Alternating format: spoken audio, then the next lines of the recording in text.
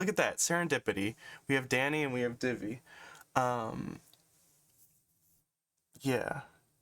I learned something about my followers this week, which is that a lot of you are standing Minecraft YouTubers. The angle I'm driving at here is why why am I like why have I become children's programming but for adults? Why am I Listen, why am I everyone's favorite cartoon all of a sudden? Thank you, non-binary Kazone, for the follow. Do we want to talk about this week's fucking charity? Yes, we do. And the buttons I'm going to press to make that come up, oh boy, I'm going to press them in a second here. Charity goes boop, name goes boop. Look at that. So we are this week plugging the... I have a script.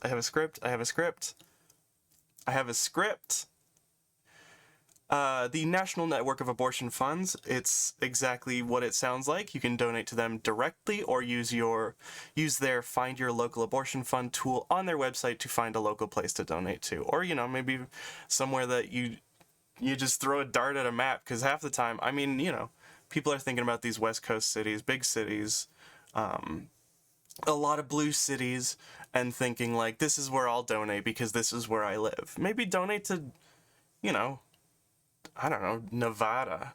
Can you imagine? New Mexico.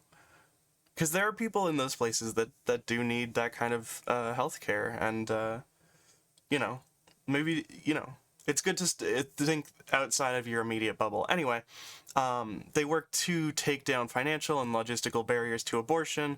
They pay clinic fees or transit fees, other expenses that might come up. But it's really excellent. You can type !charity in the chat, just like this, and it'll give you a link to their website.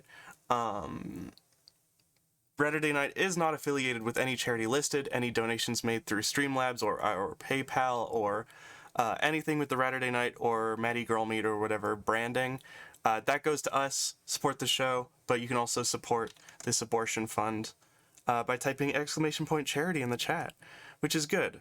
Yeah. Hey. Great work, everyone. I know that some people have been going through those links and like actually doing it, and I really do appreciate that. That's sick as hell. Y'all are the realest.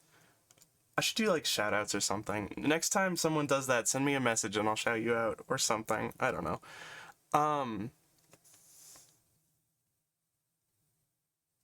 So yeah, let's get on with the fucking show, I guess. Hold on. How much better would that transition have gone if I had had it ready? Let's get on with the fucking show, I guess.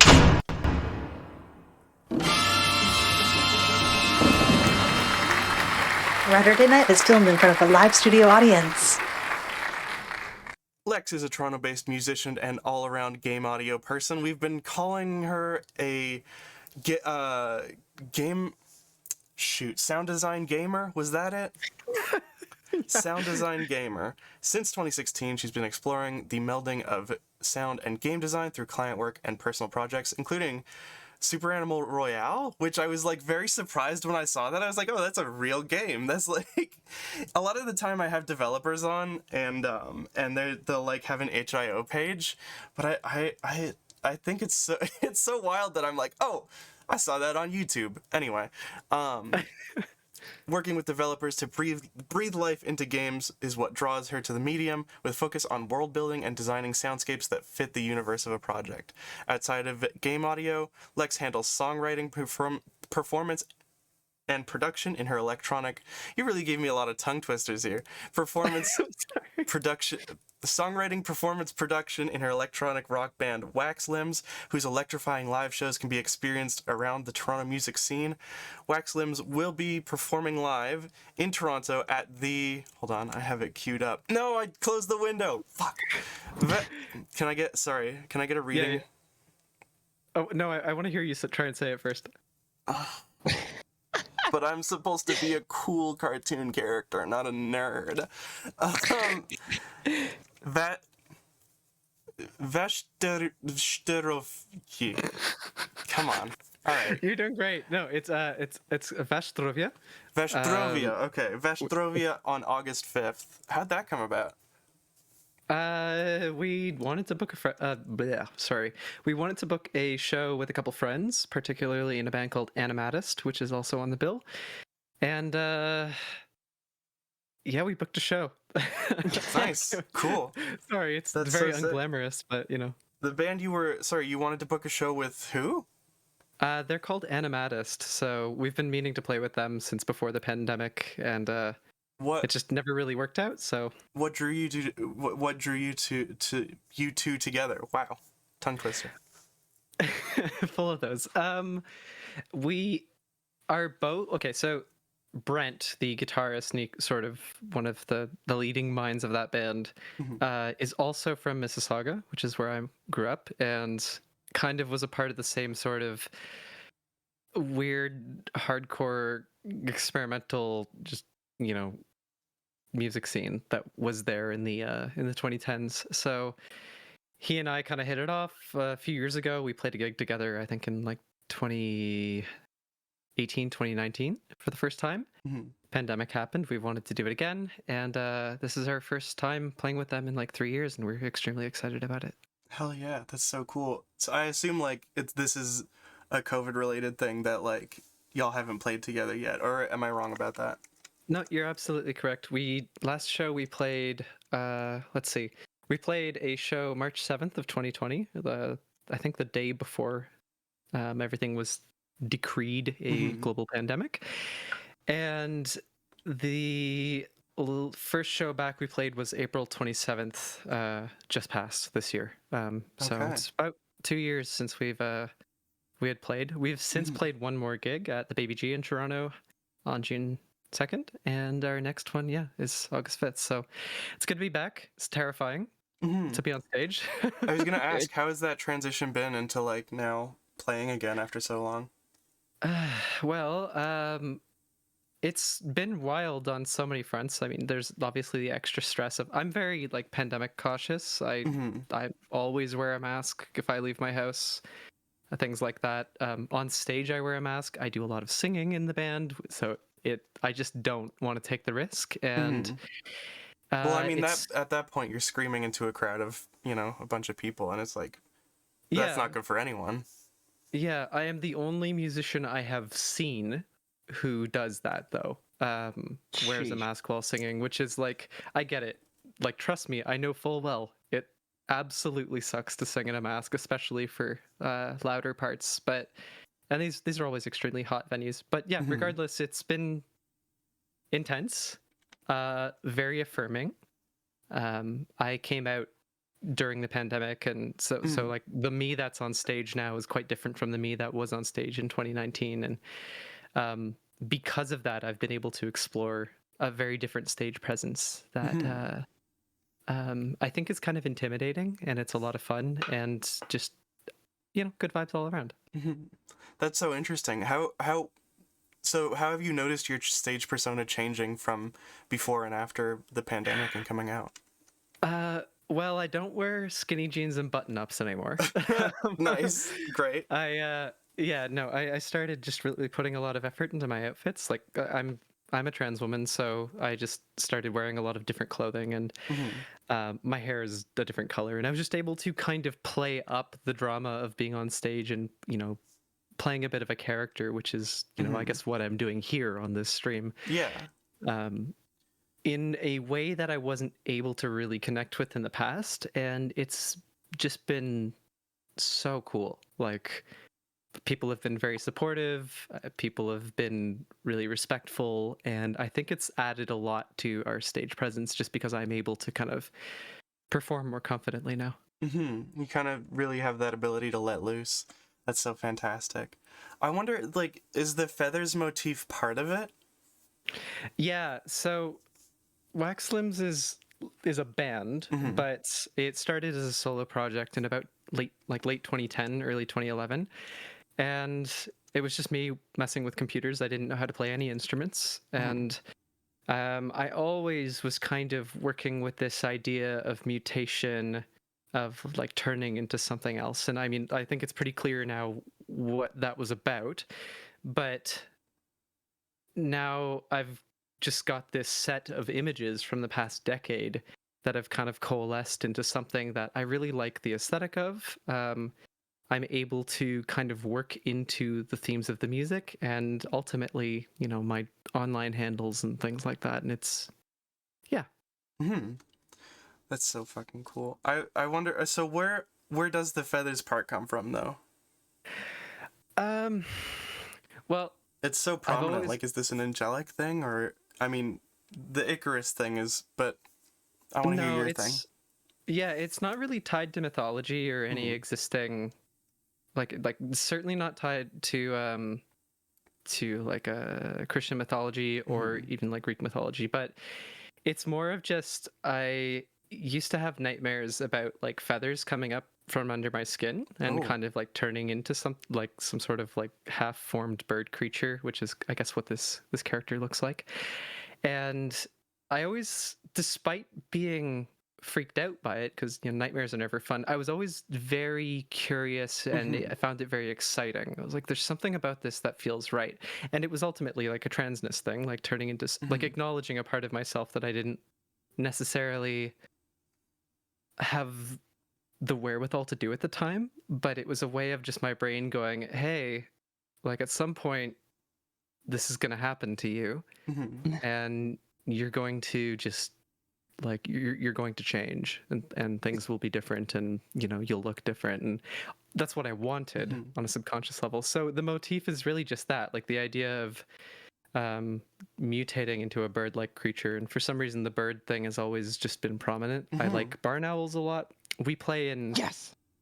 yeah, yeah, represent the owl crowd here. We play in 3D printed masks that Mhm. we I've designed with the seen these. help These of are a. so cool.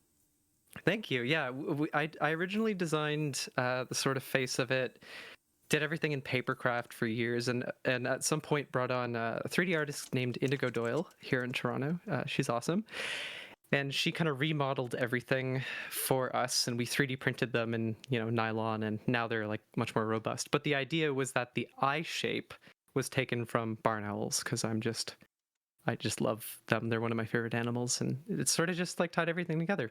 We got to get a Long picture an- of those masks real quick. Yeah, working on it. For sure. long answer to a short question, though. No, but that's fantastic. I love that so much. I wonder why it is with. All right, here's a long question for your long answer.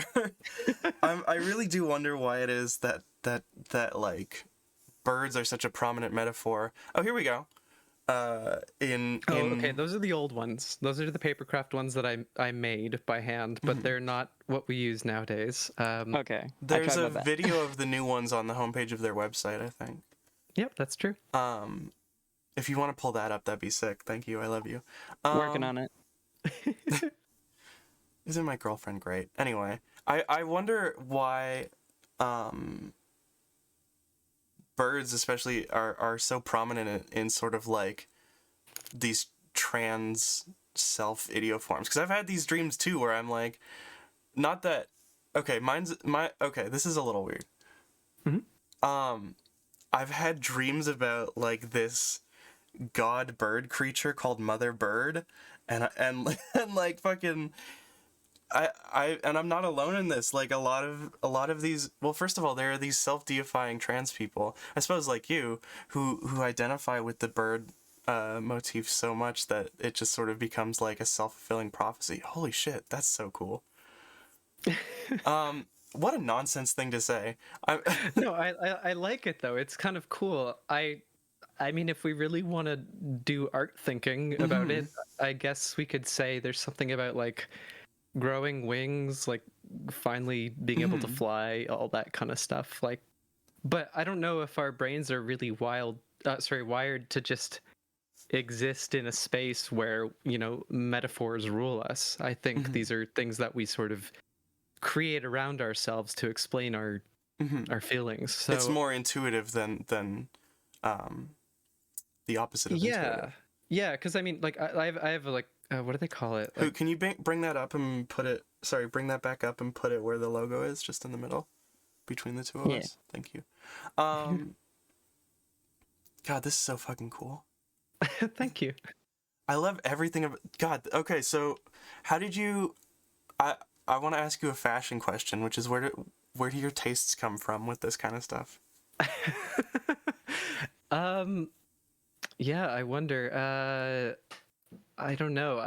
At the beginning, at the beginning of the pandemic, I no longer had to go into the office where I was working at the time, and just working on computer stuff from home. And as a result, I got more comfortable with wearing different things, and ultimately, like replacing my entire wardrobe with stuff that was more like gender affirming. But I spent a ton of time on Etsy. I run in a lot of like kink spaces, but for me, that the sort of aesthetic of going to like kink events and things like that was an opportunity to dress up and just look very intimidating and femme, and that usually involved feathers, like, kind of traditional goth shit. But there was something very cool to me about using the aesthetic of birds and like crows and things like that. And I think that kind of led to this sort of like in this image here. This is a photo from October of 2020 from the music video that we shot around that time. And I kind of got into scale mail, which you can see me wearing there. It's the stuff on the shoulders. It's basically just like chainmail, but And with you these make scales. that, right?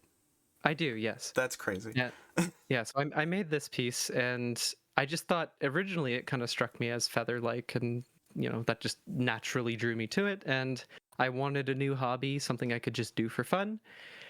And yeah, I guess the fashion sense sort of comes from just like finding little things that I like aesthetically, and then pushing past that into like, okay, I know these scale mail pauldrons look cool, and I like the way they look. How do I turn that into a whole outfit that works together? Whereas like, the bottoms work, the top works, etc. I'm not really, I'll be completely honest, I'm not really extremely happy with my dress in this particular photo music video thing, because I've come a long way since then. But yeah, we have the that's me. video now. Yeah, that's yeah. So I don't know. Long answer, not a lot of concrete examples. No, but I like it. It's very, I wonder, it's very warrior-like. Is that intentional? Who do you want it? Thank you. Sorry. I mean, even the persona that you've given me here to put on the stream is also very warrior-like. It has that sort of like that. It's definitely like a warrior's crown I'm seeing in terms of like that sort of transition phase between the feathers and the hair. Yeah, I think that there's something, I always like the aesthetic of something being kind of gory and defiant. Like body horror was always something I enjoyed. I heard the yes. No, you didn't. Sorry. Yeah, I don't know. Body horror, sort of like, I don't know how to say it otherwise, but affirming gore. There's something about that where it looks like a mantle, a crown, or whoop, we've got gray. And Don't worry about it. Yeah, it happens. So that's kind of how I think about it. Like these are very not fully formed thoughts on something that I just kind of embody because it just makes me happy on a very base level. So I don't know. I hope that kind of no, and I don't want to interrogate that. I've just it's so interesting. Part of what I really like doing about this show is every episode, every week, someone gives me like, this is a picture I think represents me, and I'm like, whoa, that's so fascinating. It's one of my favorite parts, is just diving deep into that sort of like fucking gritty identity shit. Absolutely, yeah. It's so cool. It's so fucking cool. All right, let's get back on track. Holy moly. I wanted to ask you about how do you get into something as niche as sound design? I mean, do you think it's niche? Yes and no.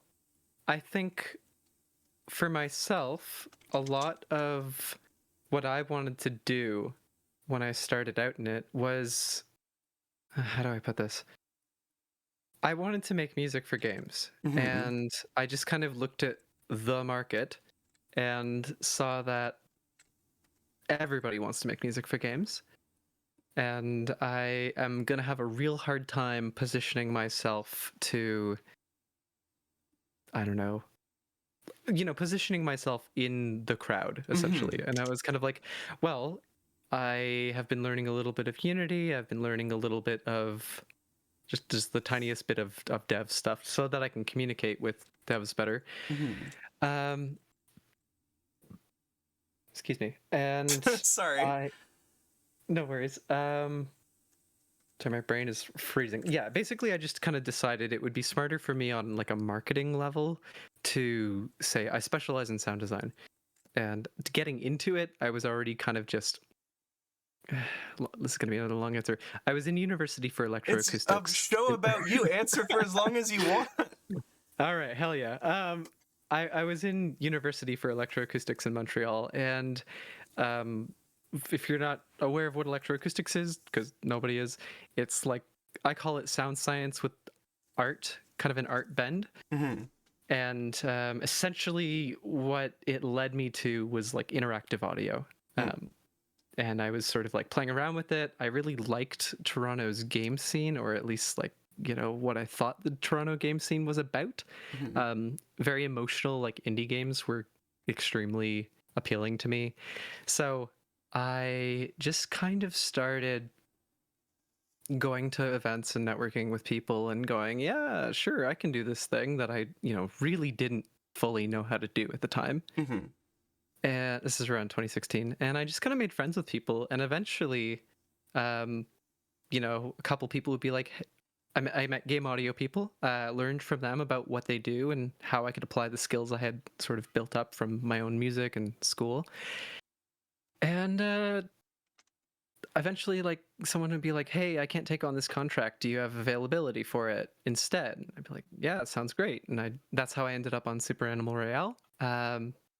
My friend Jake is the sound like lead audio person on that project, and had like the initial work on the project. This is during the alpha before launch and everything. There was a lot of it, and so I kind of got brought in to just take up some of the slack, and that's the only work I've done in that game. So putting it on my portfolio seems a little disingenuous because it's pretty much all Jake's work at this point, but because the game has been out for 4 years now.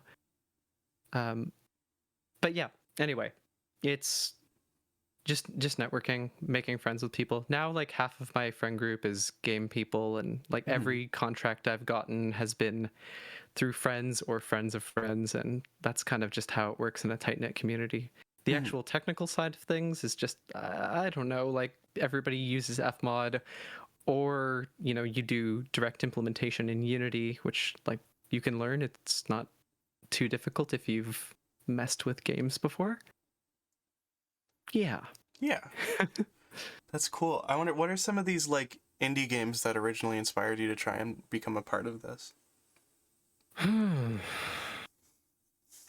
Really bad at answering this question because it's been so long, but I have a couple friends, Gabby D'Arienzo and Andrew Carvalho, who made a game called Mortician's Tale, which is like a really short and sweet game about death, and I loved it. It was just very beautiful and kind of emotional, and yeah, that one was one that kind of stuck out to me as like, oh, this can be something else. I had played indie games before. I had played a lot of like the cutesy stuff, but I was like, I want to do that. I thought the music for it was really good too, and just it was such a cool vehicle for audio that could kind of support a bigger thing. That's so cool. I will pipe in just real quick. I was last night looking through the stuff you've done on Do you want to put your face on? gameaudio.ca, and I noticed there was one game here, hasn't been released yet, called Solar State, and that's a 3D visual novel, cyberpunk kind of thing. And it looks really interesting, but I do have to ask, when it comes to the genre of cyberpunk and stuff like that, I feel like there's a lot of different ways. Did we get clearance to ask this? I mean, it's here. Okay, well, do it quickly so that we don't get in trouble. I mean, Lex is free to answer or not. It's up to them. I'm asking anyways. What my question is, though, is like I feel like in cyberpunk, there's often like basically one way to do cyberpunk soundtracks, and that's primarily with a lot of like modular synthesis or analog synthesis and stuff like that. So I'm not sure how much you can say about your approach to working on solid state, but what can you say about your approach to it?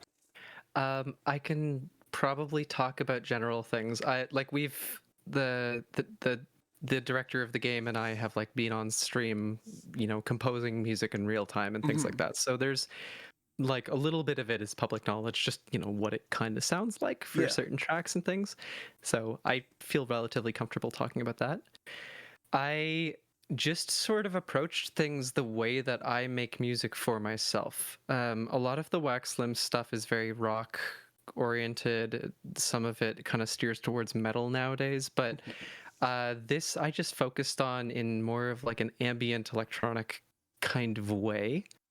It's got a lot of, I mean, I can't help but put guitars and things. I like playing an instrument in a very tactile way, like a guitar. So same with bass, but it is synth focused. I can't really speak to like any sort of design requirements around modular or like specifically analog synthesizers. Like, yes, I have those tools in my collection, but they're not very like, they're not there by design. They're just there purely because maybe like one is a more appropriate tool for the job. It's what I can say is I'm operating on vibes. It's all vibes. That's totally fair. 100% vibes. I find it interesting that you said that that like you kind of can't not put guitars in things, because I feel like another person who had that same mentality going into their work was Mick Gordon on Doom. Oh yeah. Because he was told no guitars. Like I feel like everybody at this point has watched his like I think it was like GDS or like whatever it was, game development GDC. Seen his GDC talk where he was told no guitars, no guitars, no guitars, and he was just like, I'm gonna put a guitar in it, and they were, and it turned out being one of the best soundtracks in like first-person shooter history. Just put a guitar in it. Listen. Yeah, it's underrated. Well, I don't think guitar is underrated, Sweet Pea. Hold on. In the broad, well, okay. Fine. I will say it's underrated by people who try to make lowest common denominator music so as to not necessarily make music that enhances the video game. Yeah, what are you talking about? No, I mean, well, consider the fact that the people at id were just like, no guitars. Why? It's a Doom game. Yeah, why no We're guitars? in a cul-de-sac right now. Let's keep going. Yeah. Okay, go ahead. I would This say, is why I'm not a host. I would just argue that the directors of the game had a vision and they, wanted to adhere to that. It's their game, ultimately. I have very controversial opinions. Okay. Cool. We talk about guitars. Thank you. Like, oh Thank boy. you. I'll be here all the rest of my life, I guess. It's Hey, speaking of guitar, do we want to listen to some music that you've given us? Sure. We're gonna take a quick break to listen to Succession, and then after the break, we're gonna come back. We're gonna talk about more cool shit, and then other stuff's gonna happen after that. You guys know how this show works. So we'll be right back. In 9 minutes.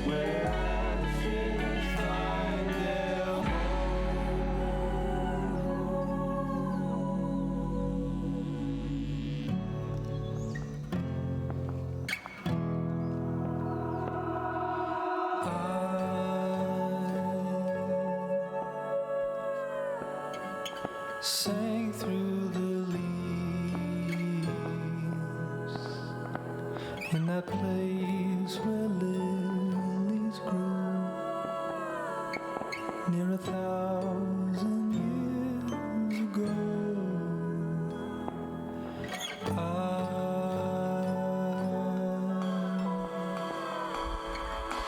I can't be blamed.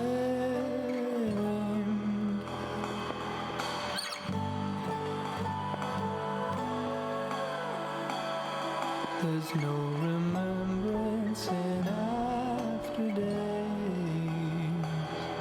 when the distance is an age and the years have changed our face.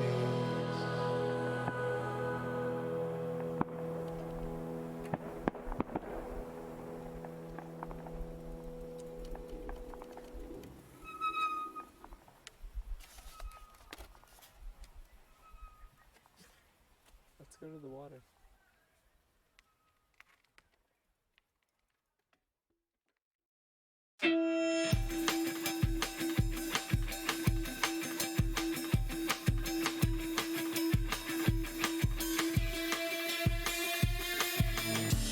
Early morning, saw you walk beneath the trees.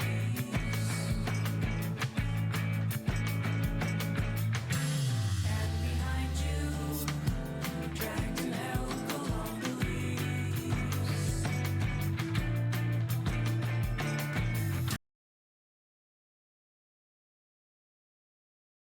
None of you heard that. That's for after. Hey, listen. Keep it a secret, alright? I am having a good Raturday. Thank you for asking. So... But, hello? Perfect. Hello. Welcome back. Oh, we're in a different place now. We're in a different place. Yeah, this is a, you know, we're always in different places if you think about it. That's true. I wanted to ask you about Succession. Tell me about Succession. What was it like making that? Yeah, that's my answer. It was incredibly stressful. Why is that? Backstory: we decided this all three of the songs that I gave you for this are part of a series we did called 12 by 12. We wanted to release one song every month for 12 months. And this was the last one. So this came out in late September 2021.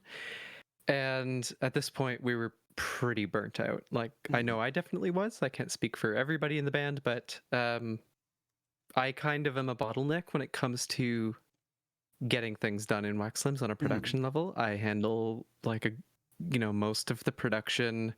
I pretty much have been handling all the mixing. I certainly did on this one, and all the mastering. And I also am recording and iterating, and it's like we kind of jam these songs out as if it's like a game jam, in real time. They don't get written beforehand and then we record them. It's very like much an iterative process. So you can imagine one song every month for 12 months, that production process being kind of extreme, because each one we wanted to be very different. We wanted to kind of show the breadth of the project, at least at this point in time. And we ended up with this weird 9-minute song. We were definitely running out of our pool of ideas. It's like we always had half-started demos and things we could kind of work on going. We have what's called a demons folder, which is just me misspelling the word demos.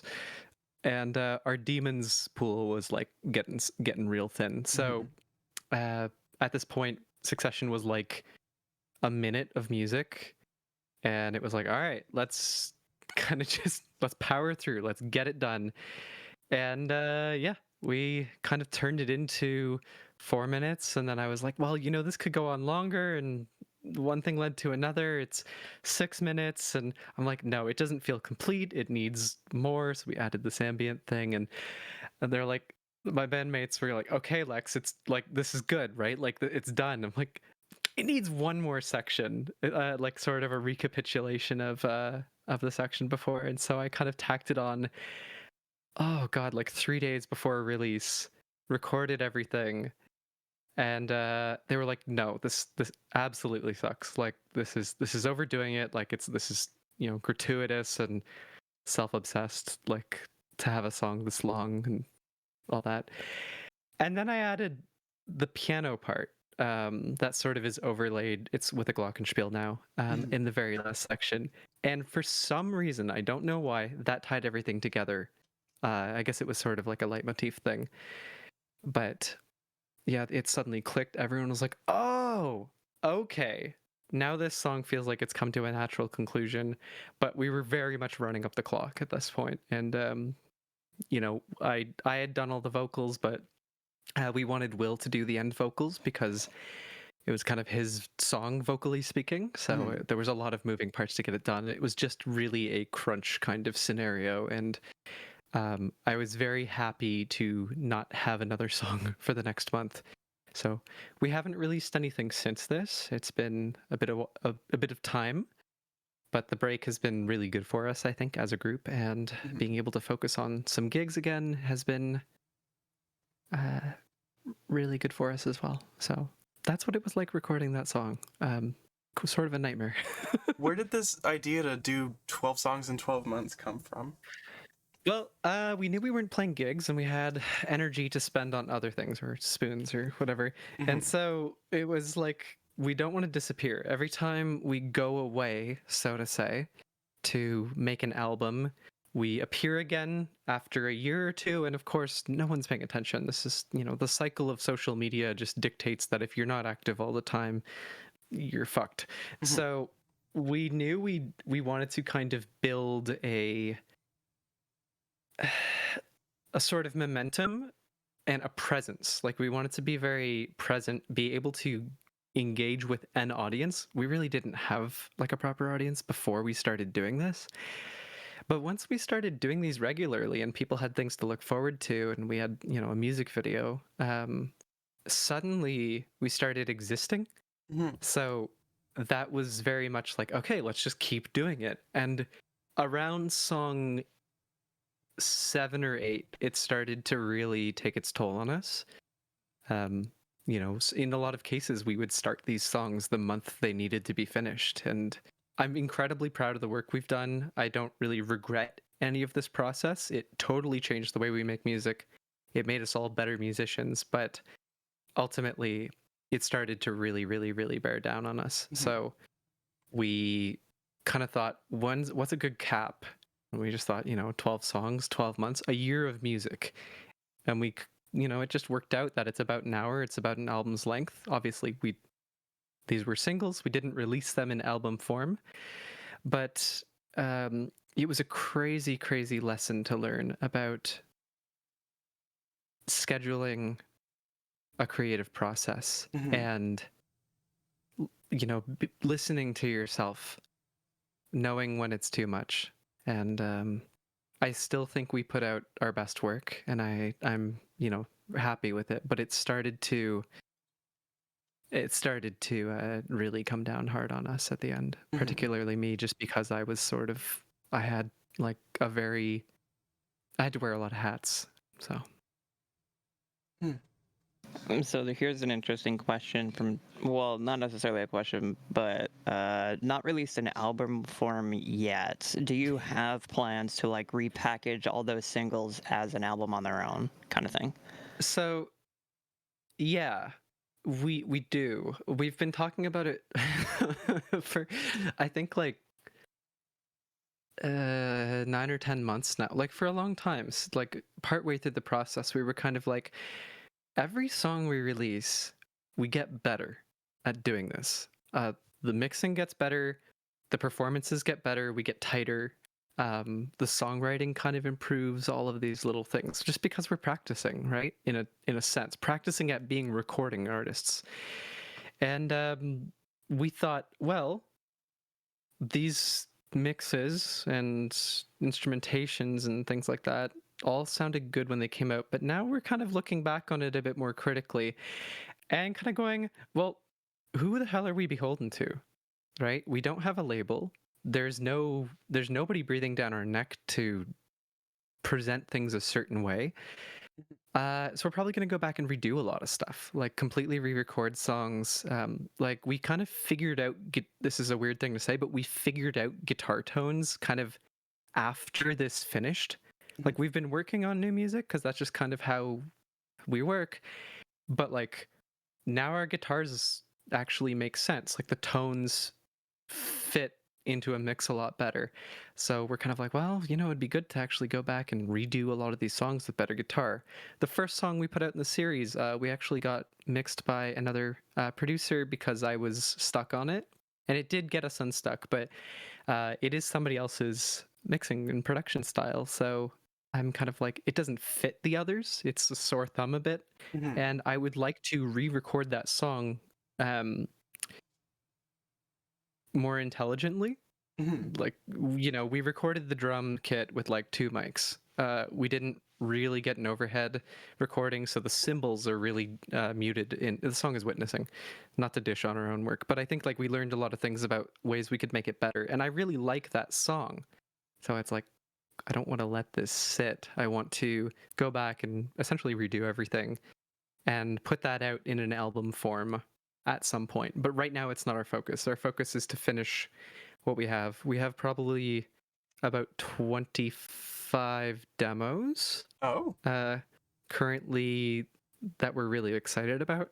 And we're just going to sort of pick the top 10 probably and really, really lean into them. But it'll be a long time before anything album shaped appears. That's so cool. People should follow you though, because like I'm excited. I've heard this first song and I'm like, this is so cool. And you're telling me it gets better than this? That's crazy. Well, You know. don't want to, toot our own horn too much, but yeah, I am excited about what the future holds for us. I just think we've learned a lot from this, and I'm really looking forward to the ability to apply a lot of that to new music. I wonder what this is maybe kind of across streams here, but what do you learn working with Wax Limbs that you can then take to this sort of other half of your audio design world? What are the transferable skills between being a sound design gamer and the producer on this music? Yeah. Well, I mean, I can play guitar now.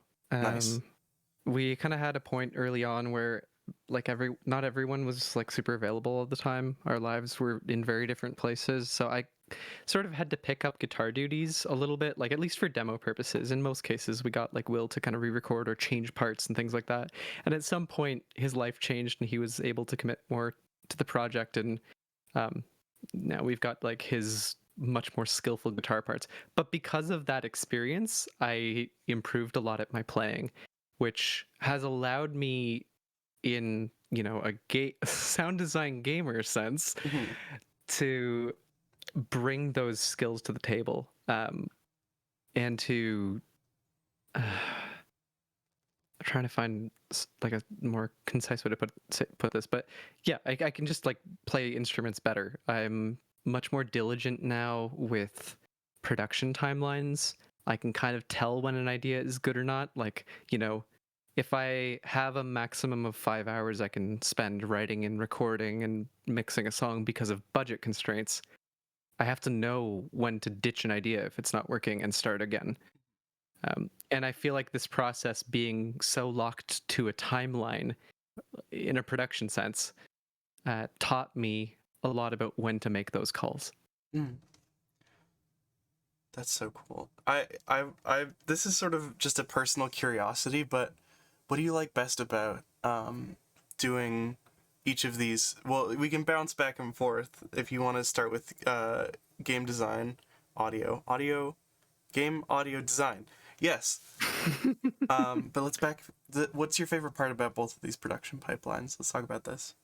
Yeah, so in Wax Limbs, it's dramatic. Like it's emotional, it's intense, it's very collaborative. Everybody's throwing out ideas, and we're all very different kinds of musicians. We're good at very different things, and the project is a result of. It's a result of that collaboration. Like we can all make music on our own, but none of us sound exactly like this band. So that's my favorite part of it, is like the messy, like kind of ugly production process that we go through when it's not extremely rigorous. It can be just so fun and enlightening and allow us to express things that are, super personal. In a game audio scenario, it's often not my subject matter, right? I'm scoring something. I'm creating something that is meant to uphold an existing piece of media, or, in some cases, media that doesn't exist yet, but has been designed. That's a very different headspace to be in, and ultimately very rewarding when it works. Like when you give a dev a track and they go, "Oh my god, this is perfect." That's or "Oh my god, I wouldn't have asked you for this kind of thing specifically, but it actually ended up being the right move. And now this moment in this game or whatever it is hits a lot harder." That's my favorite part. Is bringing a different perspective to somebody else's project without even touching the stuff that they've actually done, like visuals, programming, writing. I think it's so That's- fast. Sorry, go ahead. That's what I find interesting about, making music for a game or sound design or something like that. As somebody who's had experience on like one game that was like super hella indie, like we're talking RPG Maker indie, Hell yeah. where I noticed it a lot. There was like one or two people who reviewed the game who mentioned that they really liked the sound and the music in some of the levels that I had made music for. But the grand majority of people who played it didn't really mention the sound design. And I feel like in that capacity, it's a weird way of, it's rewarding to see your work in a video game to enhance it. To sort of enhance it and whatnot. And then basically the idea is if nobody mentions the sound design, that means you did a good job. That's what I notice a lot. It's just like exactly the only what I was gonna say. yeah, because like I feel like a lot of people like they'll know if a sound design is wrong. Some people may not be able to correctly articulate the way that it's wrong. But they'll notice either way. It's almost like this uncanny valley thing. Yeah. But when you nail it, it's like people don't even recognize that the sound is there. Well, and I think both of these mediums that you're working in have this element of sort of disappearing into another person's idea, whether that be like collaboratively, where everyone's sort of putting an equal share, or where like you're disappearing into the idea of like these game developers. I wonder how do you develop your identity as an artist under those kinds of conditions? It's kind of tough. I mean, like I said before, Waxlim started as a solo project, and the subject matter on a visual level and like generally conceptual level is kind of my own. Like it took me like 9 years to figure out that the character that is sitting in the chair on your show is me, right? Like I was just like, oh, there's this figure, and they're mutating, and they've got like weird half-formed feathers and stuff, and like there's a head shape and an eye shape to it. Like I didn't understand for a long time that I was just sort of projecting. So I would say that in the case of Wexlims, I always kind of have a bit of veto power over things. Like I get to guide the aesthetics. I get to guide the process. I really like to encourage my bandmates to, collaborate in a healthy way and to express themselves. Like, I'm writing less of the songs lyrically speaking nowadays. I still like to be involved in that process regardless, because it's very important to me to get like the lyrics right. But I don't think I really have that problem of disappearing in Wax Limbs. I think ultimately, like if I left the band, I don't think it would still exist. Not to sound self-important, but just it would have to change in such a big way. Yeah, no, that's understandable. I mean, like, and I get the sense sort of that this is true of like not just you, but like, you know, other core members of the band. Like this is it's very much a thing that exists between all of you, and not so much a thing that it exists like to disappear anyone, I guess. Exactly. It's become so much more collaborative after our last record. Like we really just started to hash things out a bit differently. Because originally I was like, oh, I need a drummer, and my friend Paul, back in like 2014, was like, yeah, you need drums. I'm gonna play them. Like, cool. Nice. And then, you know, at one point, Will was like, we need a guitarist. Same thing. He joined. And it, you know, stuck out like a sore thumb until, you know, we started writing music with him and all that kind of stuff, and started to let his voice shine a bit more. And then Olivia came in for keys because, yeah, we need a keyboard player, and all of us are wearing too many hats on stage. And it just became a bunch of friends making stuff guided by a few different aesthetic ideas. So yeah, it's very much a collaboration in that sense. And I have tried in some ways to step back at times and allow people to kind of, you know, bring their own personal ideas to the table. In a game audio sense, it's, yeah, I do kind of disappear, and I do like it. Because, you know, we're talking about things that are very emotional. You have to throw your whole self into a song. I tend to have to throw my whole self into a song to be happy with it in the context of the band. But with game audio, I don't have to do that. I get given some basic guiding principles, maybe some song references that, like, yeah, we like this aesthetic.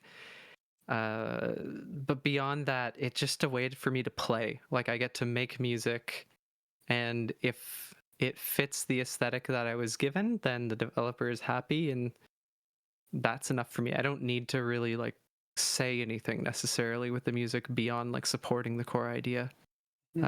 And I do like that. Like, it is a nice change. It's a bit of a change of scenery even, and I think that's very healthy. Speaking of a change of scenery, do you want to check out my basement? Yeah. Okay, cool.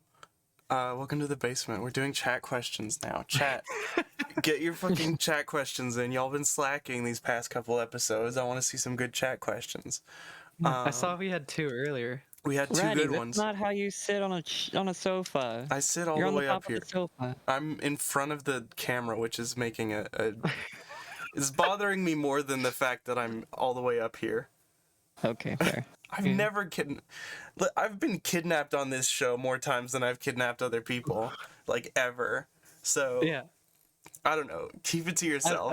I don't know. It's fine. It's fine. I like being taken down to people's basements and shown around. It's just a cool ass basement. Everyone's like, Ratty, why do you kidnap people? And it's like, I don't. My basement's just fucking cool. I have a cool basement. Sorry. Yeah. Look at this chair. It's straight out of the 70s. It's great. It's great. This is actually from the Wayne's World fucking DoorDash commercial. Oh my god. Stolen directly from there. I love that. Do you know that? Okay, this is not a chat question. This is me being a little shithead. Did you know that do you remember the bisexual couch? Yeah, yes, I do. Did you ever meet that guy? Because he's from Toronto. This is a case of, oh, you're from Toronto. Do you know my no, cousin? No, but I'm from Toronto, and I've met that guy. So, like, I have not met that guy. Actually, okay. You know what? It's a litmus. It's a litmus test. I'm trying to find common ground I know here. people who have met that guy. How about that? Yeah. Good. Like, it's very true. Yes. Okay. Can we get the couch on stream, please? Yeah. Hang on. I'm gonna try and look for it. I'm just gonna look for bisexual couch. I'm gonna beat you there. Like, I feel like I've had the opportunity of meeting a person. Ratty can like talk about that, but like it was the most person I've ever met. What does that mean? What are you talking about? Are you saying something mean about one of our mutual friends right now? No, I'm not saying anything mean about our mutual friends, because he's not a friend, he's just a guy. Nice people, eh? Oh fuck yeah, I love that guy. He's just a well, I don't think Lex would know that guy. Well, no, but I'm You're just also saying, like dangerously close to doxing me because he only hangs out on one street corner. Oh no. he also exists elsewhere. Does Wait, he? is this the Believe guy? It's a different guy. And I Okay. don't know why we're talking about hyper local fucking houseless people. This is so silly. Sorry. Why are you being a goofball right now? Quit that. I don't know, because it was really memorable. He's a good guy. You know, that's all. He's always nice. He's nice people, eh? He's I nice might people. know this person. But anyway, it's not important. I Oh wow. well, now there's two of them. Oh, you got the couch. Wow. I have to There put is. it. I have to put it where it is. Hold on. Yeah. Check this out. Bada bing, bada boom, baby. Show business. Oh my god, that's amazing. That's all. I'm very uncomfortable that there are hands on it. I That's like the the best hands. part. The hands make me like. Well, you know how hands make me. Hmm. Oh. Fuck. Are we gonna do chat questions or not? Yes, I'm let's do chat fuming. questions. I'm Okay. I'm spitting. I'm fuming. I'm turning myself on fire. I gotta do. Okay. Yeah. So This is a great right. episode. this is a great episode. Thank you for coming on, Lex. Wait, Like, okay, honestly, wait. Yeah, I agree. I want to ask my first question, which was, what would be your dream game to work on? I know a lot of artists have dream venues, but Oh god, something by Supergiant. Like, not even because I don't think what Darren Korb is doing is like the best shit ever, but because I want to work with Darren Korb, and like, I don't know, I love their games. Like, obviously Hades is amazing. yes. Huge Hades fan. I really liked Bastion when it came out. Transistor, the score is beautiful. Like, I just love everything happening on an audio visual level at that studio, and like, that's the dream. So I like, the next Supergiant game. If hey Darren, if you need any help, if you're watching, Darren, if you're watching, send this to him. Put it in his inbox. That's he That's does answer actually- emails. So I mean, like, yeah, I won't do that, but yeah. That is interesting that you say like audio visual experience, because yeah, like playing Hades, like I'm not really a big fan of roguelikes. I'm not really a big fan of top down / isometric, whatever you want to call it. Is it twin stick as well? I think it's twin stick. I can't recall.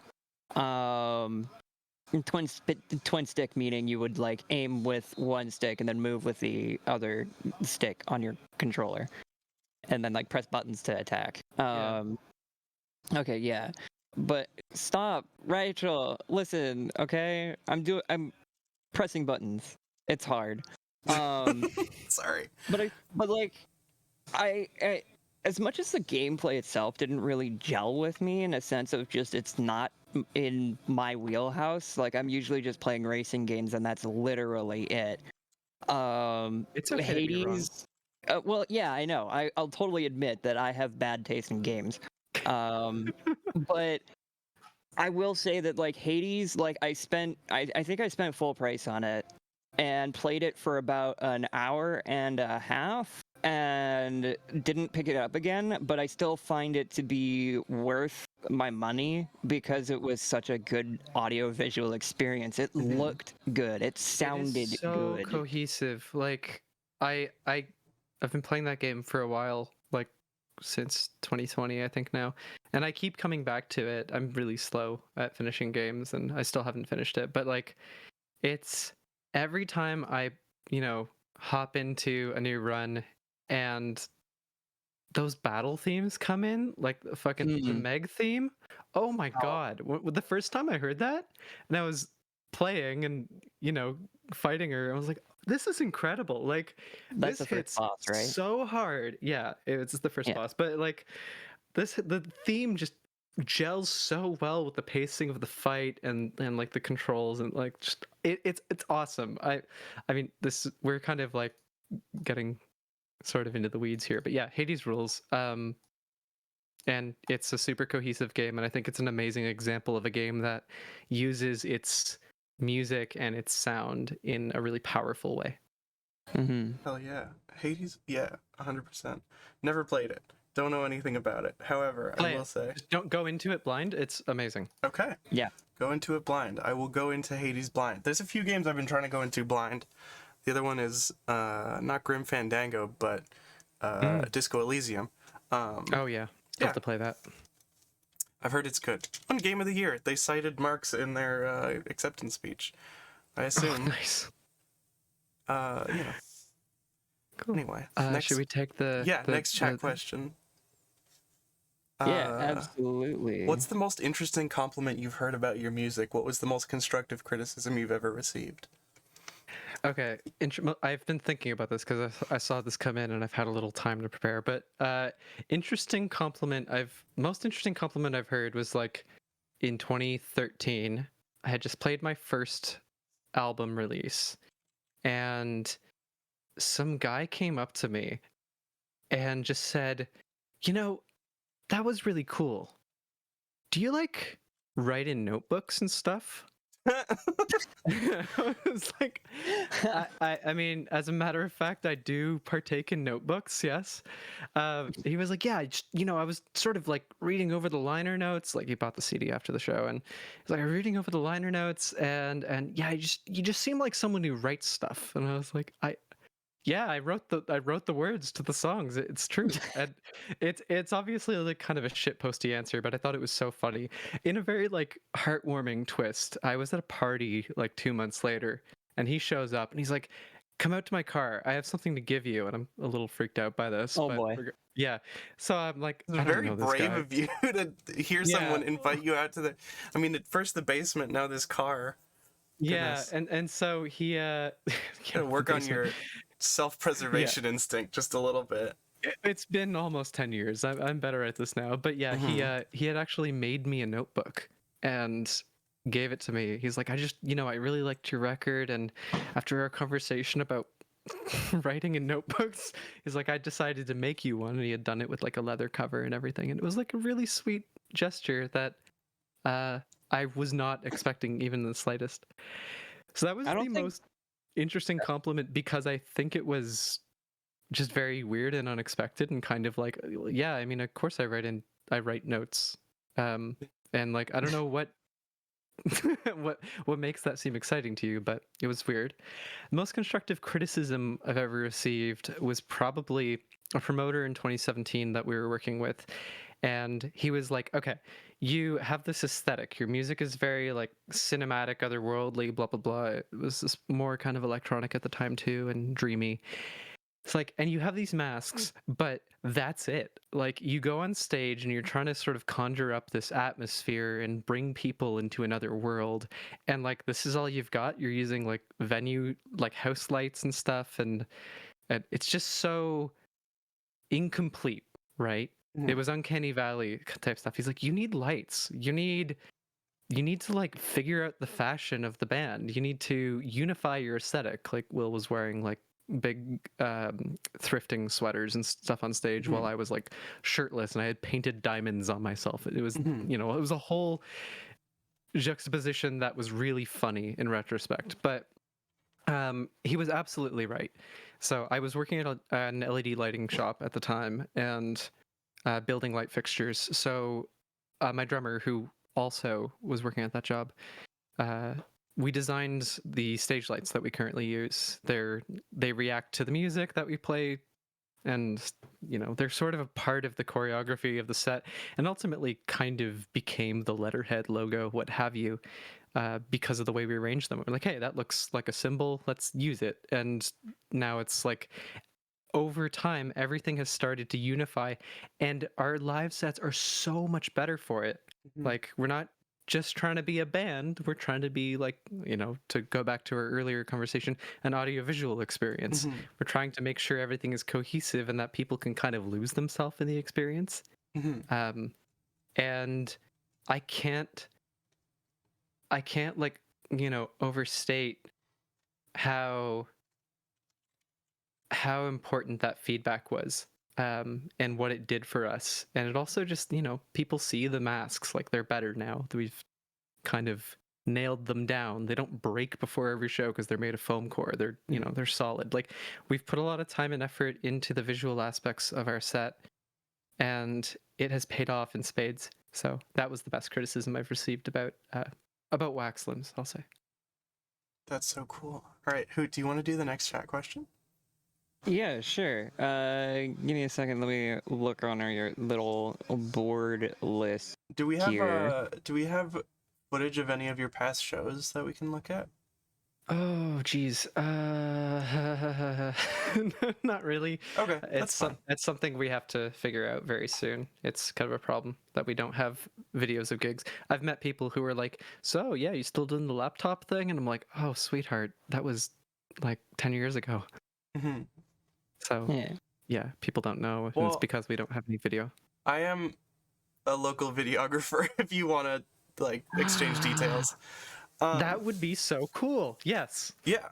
Cool. 100%. Absolutely. Okay, so I have on my screen a question from chat. The favorite League of Legends champion? Unironically. Okay, wait. Who wrote this? I don't know. It doesn't have a name attached to it. Thank you for the raid, Aposist, Apple Juice. Oh, we got a raid? Yeah, we did. Hell yeah. That's exciting. Yeah. Let's see. League of Favorite League Legends of Legends champion. Let me I'm rephrase that. What is your favorite League of Legends champion and why is it Draven? Well, it's Teemo, obvious. I'm gonna let you know right now. That's the only thing I know about League of Legends, except having watched Arcane, which I very much enjoyed. Yeah, I only know about Jinx, Teemo, and Draven, and they're all three of them are pretty much like the heroes that everybody knows. Okay. Everybody Well, knows these heroes. I just know that Teemo's apparently a shitposty thing in game. My partner plays League of Legends, and I'm so sorry to hear that. yeah, they said the same thing. But yeah, they very much view playing League of Legends as like an oof, but they're also very good at it, and they have big thinks about it, and it's very interesting to kind of talk to them about it because they're passionate about being good at stuff and I don't know, crushing bottoms. Pardon? Okay. Crushing the bot, that's what you do. Yeah. I see. Yeah. I see. But- Okay. Understandable. I was going to say a thing, but I will refrain. All right.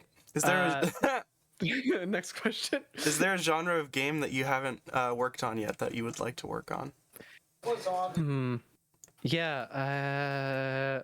So many. I haven't really worked on anything puzzly, and I kind of want to work on a little puzzle game. Like, I'm actually talking to somebody right now who's building like a sort of a mobile puzzle thing that has like a really fun aesthetic, and I haven't historically been super excited about the smaller kind of systems-based games. Like, when I say systems-based, I mean like narrative isn't a big part of it, because I always I love games with like strong narratives and things, but I'm kind of going, these games are smaller in scope, the mobile puzzle things, and so it's easy not to get burnt out on them, potentially, depending on the client. It just looks like so much fun to kind of make, button go pop. Yeah. Yeah, I kind of want to work on something that has like a very tactile intent and just kind of design audio for that. Like, games like Mini Motorways are so cool. Like Rich Freeland's work, making those kind of things feel like a toy you can touch and play with and sort of turn over in your hands in a conceptual sense is really inspiring, and I would love to be able to do stuff like that. And it really, like, I agree with you that this particular genre of like these systems-based games where it feels like a toy, like, it doesn't work without the sound design. Like that really is like what makes it for me. I don't know. I tried this one that was like a battle simulator, but it had all this, like, I don't know, very kind of tacky, like, World War II era music, and I was like, oh, okay, cool, whatever. Interesting. If I could, I think I'd also like to answer the question of like, what genre of game. Because you Why? mentioned like But you're not the narrative guest though. system. Why do you? Because I wanted. Okay. Thank you. Okay, so I don't think it's necessarily a genre, but I feel like the next game that he makes is going to be within the same genre as Night in the Woods. But I want to work on something that Scott Benson works on, like with the Glory Yeah. Society. Oh It'd my be God. really nice to work with them, not only because like they seem like they have a hell of an aesthetic that is really appealing to me, but Yeah. they're also a worker co-op, so it'd be really nice to be like on the ground level of creating like a change in not only like video games as a whole, but also in the video game industry and how it treats its workers and stuff. Yeah, and you would get to work with a prominent ship poster, which is great. Oh yeah, 100%. yeah. Yeah. Did you see actually that at a Sports soccer, game thing? yeah, at Yeah. a sports game, like it was soccer or like, British football. There was like a Night in the Woods, like May Borowski was like Yeah. put up as a tifo. It was really cool. Yeah, that was amazing. I watched that yesterday actually, and I was like, oh my God, this rules. Like, Yeah. yeah, I really like everything that Scott Bensony and what Scott and Bethany have done. It's just like really Yeah. beautiful and kind of like tuned into something very specific that, it's one of those, oh, I didn't know I needed this in my life, but here we are. Yeah. Good answer. It is kind of stunning to me, like how, pardon me, how like simple and stripped down Night in the Woods is. Like it does so much with so little, I think. Yeah, Oh yeah. absolutely. What other transformative metaphors have you liked aside from mutation, and how do you voice it in your work? Yeah, that's a good question. So I kind of think like, I mean, this is a very simple one that I feel like is very relatable, but like the sort of alienation. Looking at things from the outside, society, relationships, whatever. It's always felt kind of like a great place from which to write, and I don't really have like a super deep answer about it or anything about how that relates to me, but I just kind of love the idea of writing from the perspective of someone who's like just kind of arrived in our world and is learning about it for the first time, but like has their own baggage, and maybe baggage that doesn't necessarily make sense to the inhabitants of this world. I don't know if you can tell, but I really want to make a graphic novel. That's so cool. Yeah, I really want to at some point in my life find an artist who would like to make something together, and a writer, because I'm not a writer, and just sort of like put something together and that fits the scope of Wax Limbs. And yeah, I just think that kind of like that scenario, this very hypothetical scenario, is really fun for coming up with ideas within. Can I just mention real quick? Not only is Rachel a videographer local to you, I but already she's also did a my very good networking writer. for the day. Don't. She's no. I'm I gonna do write it anyway. horror novels for kids. It's not. It's Hell not yeah. that. It's not. Listen, it's not art. It's not for kids. What are you talking about? You're okay. Don't even talk to me. I'm a young adult.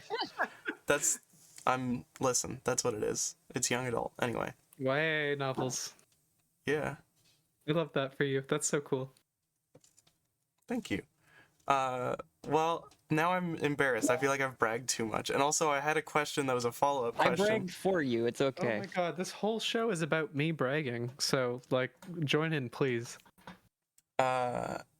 Someone from chat says, okay, I was thinking of doing favorite sagittal accidental, like an indulgent little twit. But no, my question is now, what's the better way to sit on a couch? Okay, I feel like we should all answer this question. But for me, it's definitely legs up the back of the couch, back on the seat, head hanging down. I would partially agree with you if it wasn't for the fact that my brain hates that. Yeah, it's definitely cursed. I'm By the way, that is you were talking about sagittal accidentals. I don't know what they are though. That's the first time I've ever heard that terminology. If it's Me not personally- laying on the couch with a loved one, it's wrong. Wow, Feathers, you fucking F word. What's your problem? Pride Month was yesterday, you bastard. Not allowed. I'm of the opinion that like the best way to sit on a couch is probably like the way I'm kind of sitting now in my computer chair, which is like I have my feet under my butt and then I like have my knees all the way up to my chest and I just sit like a little gremlin. That's very bisexual of you. I love that. Thank you. I'm actually asexual lesbian, but close enough. Fair enough. I'm a proponent of knees over the arm, and then you Oh, gotta hell yeah. have like a pillow under your head. Okay, you know what? I'm changing my answer to that. That is actually so good. Yeah. Yep. 100%. 100%. 100%. What have I not touched on? It? Genre, dream game. I think we covered all chat questions. Chat, last chance. Get it. Oh, here we go.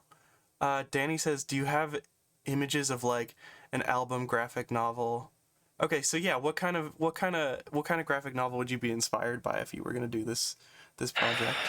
Existing work, like stuff that's out there. Oh, do you? Oh, okay, I see. That was a different question. Oh, wait, okay, sorry, I gotta read the question. Do you have images of like an album or graphic novel, multimedia work? Are you asking if I have pre-existing examples of stuff I've like tested, or are you asking of like for like conceptual images to just throw out there? I don't. Let's I'm do not sure. conceptual. I think conceptual's more exciting, unless you do have. Yeah. So, Succession and Violent Age, which is another one of the songs that I've provided for today. They are related to one another thematically, as is, oh my god, which one is it? Sorry, I'm like losing track of my own music, which is really embarrassing. Okay, I'm just gonna go look at the discography so I can remember. Okay, so we have, yeah, Stone Inside and Spitting and Thrashing, Violent Age, and Succession are all thematically related. And they sort of kind of orient themselves around the idea of an ancient apocalypse, like hundreds of thousands of years ago. And somehow the voice of the song is simultaneously experiencing it, preempting it, and living in the aftermath of it. So, I mean, if we're going to use Violent Age as an example, it's sort of like a during the apocalypse kind of thing. That's really interesting you say that, because when I think about the main guitar riff during the chorus, if this is the correct song I'm thinking of, it's very heavy and very like driving in a way that like just sounds very cathartic. I'm gonna double check and make sure that's the right song that I'm thinking of, because there was a specific song I linked Rachel that I listened to, and I was like, I'm probably gonna listen to this on repeat for a few days. That's so cool. Where is it? I think you were commenting when we met, sort of on the internet. You were commenting on Violent Age, which is like if you like. So that's what it was then. Yeah, if you like the note E, then you'll love that song. Yeah, because it's yeah, the chorus is just da da da da, and it's like it's so simple, but that's what I love about a lot of gent metal and stuff like that, is on the face of it, it's fairly simple. It's like, you know, a bunch of zeros and ones if you can read tablature, but it holds so much emotional depth in how it's played and the arrangement around it. And I feel like Violent Age is like just incredibly visceral in that sense, where you have these really pretty elements around the chorus kind of like pulling you through and then it hits the chorus, and it's just like a not necessarily a slap in the face, but it's just really aggressive in a way that feels complete. It feels like it's all linked together, and I really like it. It's Knife Guy. I'm referring to the little character in the bottom right. Hold on, I'm doing a bit. Carry the show Awesome. for a little bit. Yeah, sure.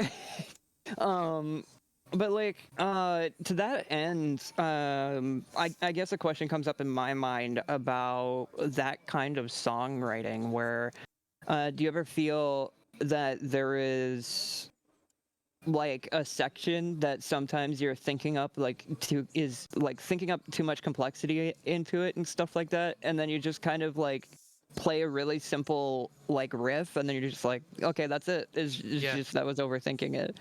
All the time. It's so easy to overcomplicate things. I mean, that song started. I wrote the demo for it. It was pretty much structurally complete at the point. In 2018, I had bought a fuzz pedal and ran my bass through it and was like, oh, cool. If I just play it, pluck the E string, it just sounds like it's blowing shit up. And that was kind of a really fun thing for me. I was like, oh, cool. If I hit the second harmonic, it kind of just sounds like a bending metal superstructure to me. Like thought it was very visceral. So, I mean, it's just a song that started with a sound more than anything, and everything else around it was very simple. Like I didn't know how to play guitar, so I just wailed on some tritones or minor seconds or something like that. But like I eventually gave Will the guitars, and he just did it better. So I guess it's like I don't think too hard about it. Usually these ideas just happen, and I go, okay, that's good, let's develop it. Like, or the others will latch onto it. My litmus test is usually in the course of 2 hours, I'll write 3 demos, and I'll dump them into our Discord server. And if people don't react to one of them, it's off the table. Like if people are like, okay, this, oh my god, this is great, then we're not going to work on it unless we come back to it later and go, actually, we like this now, which is pretty rare. So it's purely an iterative process based on just play. And I really try hard not to think about what I am doing when it comes to writing a song, especially like in those early like stages of just creative process. I'm sorry. You just figured out what I'm doing, huh? I have. Okay, cool. Is that an outlet? It's several buckets of vegetables. Hold on. Okay. I'll make it bigger. Feathers wants to know dogs, cats, bugs, or snakes in any context. I am a huge cat lover. Love cats. Had a cat for a long time. 10 out of 10. Cats are great. And this is an or question, but I also think bugs are cool and snakes are cool. Not really a dog person, but yeah, I think cats are my favorite. That's okay. In the context of being favorites. That's how I'm answering this. You don't have to be a dog person. It's fine. Rachel, What? Are you a dog person? can I ask another self-indulgent question? You may. Put yourself on stream this time, though. This is a visual medium. Okay. Yeah, fair. Yeah, true. So my self-indulgent question is like, so you mentioned, the song for Violent Age, like that riff being inspired by just using. I have myself on screen right now, and you don't have that actual scene active. Oops. There we go. Thank you. But what I wanted to ask you was like, out of all of the equipment that you have, all the rigs that you have and whatnot, what is by far the pedal that has impressed you the most?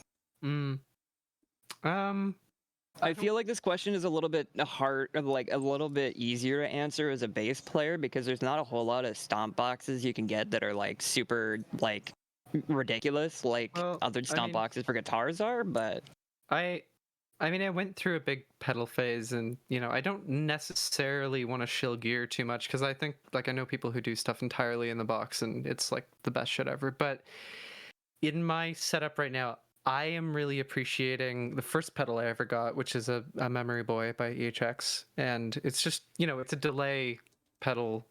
It's an analog delay. It's got a little filter on the repeats, and makes things kind of sound wonky because it has two LFO shapes that can kind of modulate the delay time, so you can get Right. like a tapey, warped sort of delay. I use that all the time. I always have it on the verge of feeding back because you can play some really interesting harmonic stuff on bass with that sound, I think. Yeah. So appreciating that pedal a lot. I've had it for, oh god, like definitely 10 years now, maybe more. But the more recent pedal that I'm really enjoying is Dark Glass Microtubes X Ultra, which is a it's two, oh god, I don't want to go too into the features because we're just going to start like techno babbling, but essentially it's like a compressor and a distortion with Yeah. a 6-band EQ, so you can compress the low end and have it be really full and exciting and stuff, and then you can add distortion to the high end, so you get essentially the studio process for recording bass in a pedal. And I really like it. It's added so much to my sound. It's made everything kind of easier to just get results that I want, as opposed to like fiddling forever. And yeah, that's my endorsement of Dark Glass. Nice. I'm not sure how deep into like guitar gear you are, like deep into like the quote unquote lore of like boutique pedals and stuff like that. But I actually, for quite a while, was friends with the creator of Devi Ever FX pedals. Devi Ever. I'm not familiar, but that's Okay.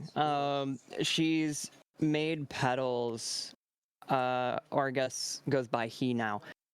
He made pedals for that were used ultimately by My Bloody Valentine.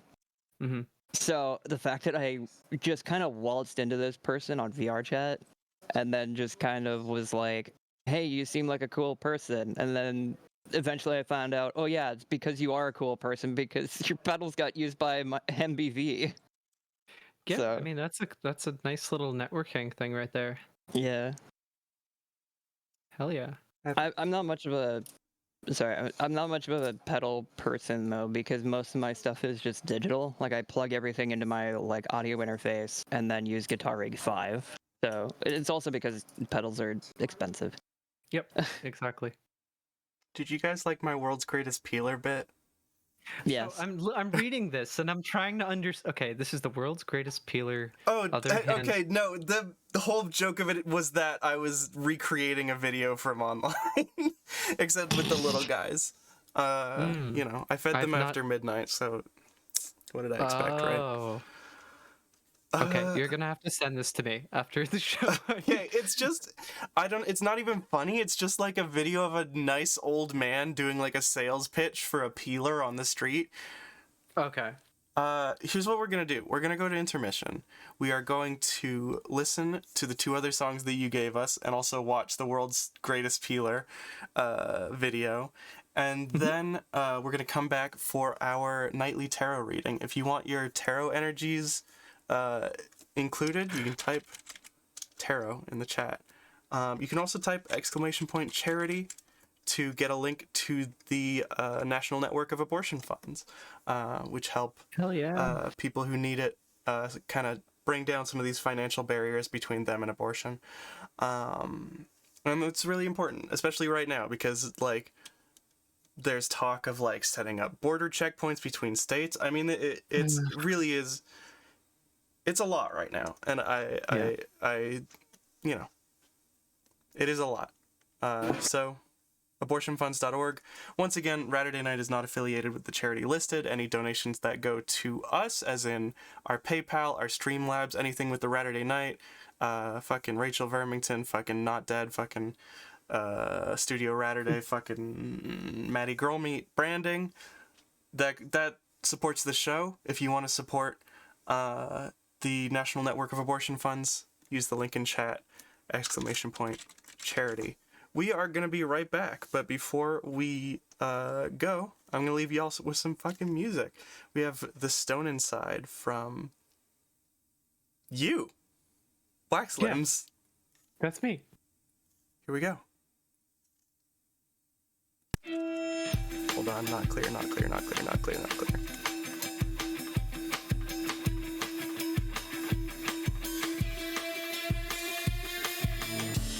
Early morning, saw you walk beneath the trees.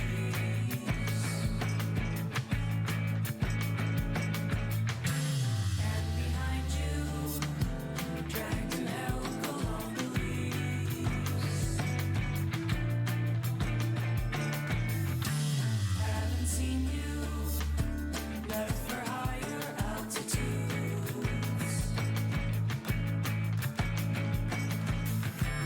Dusty picture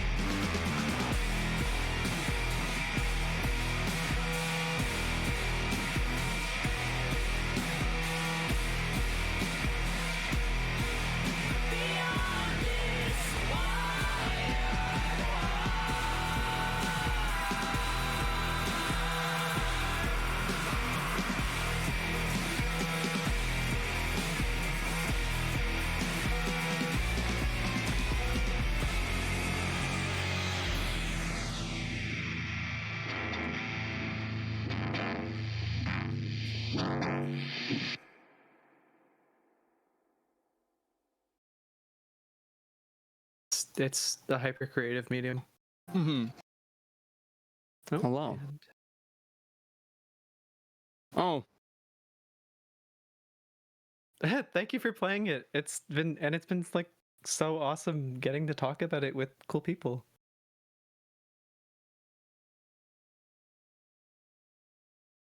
Hold on, I gotta unmute myself. Do you want to talk a little bit about those two songs before we move on to the reading?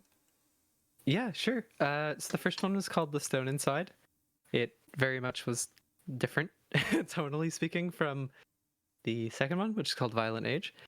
I really am not super sure what to say about them. I like to think they speak for themselves, but "The Stone Inside," I was on a guitar bend. I really wanted to focus on rhythm, so I kind of like the whole song is in 7, right? So it's like I was like, I want to make 7 feel good.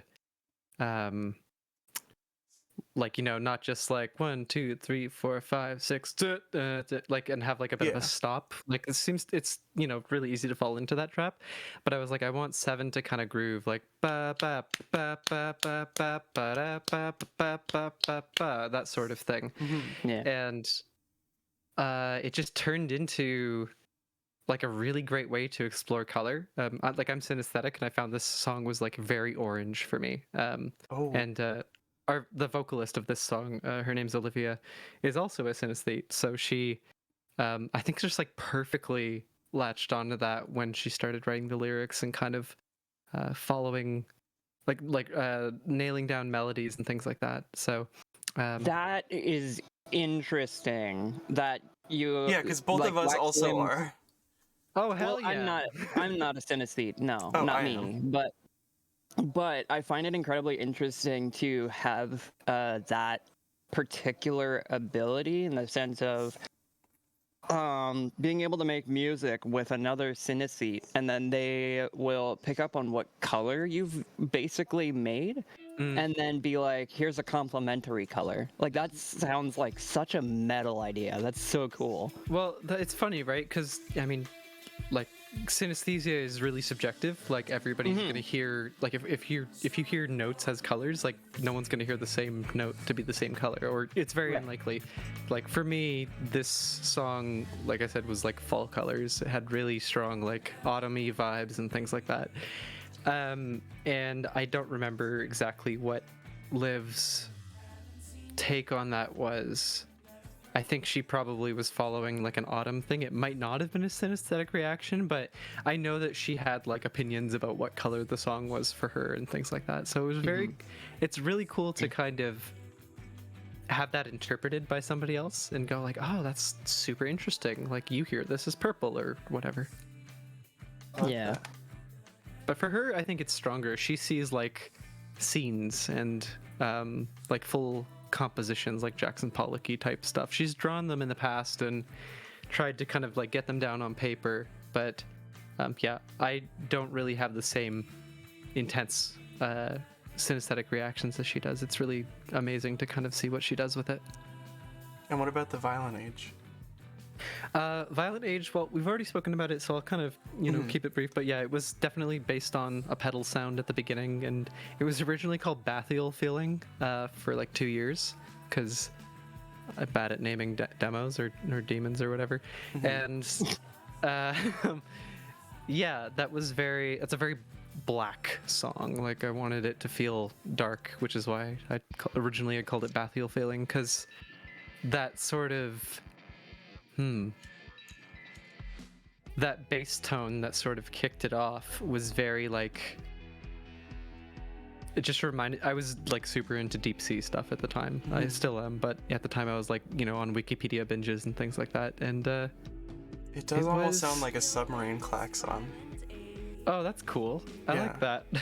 Yeah. Actually, that's really interesting you say that, because when I listen to that song, I get like this. Like, I'm the kind of person who plays music videos in my brain.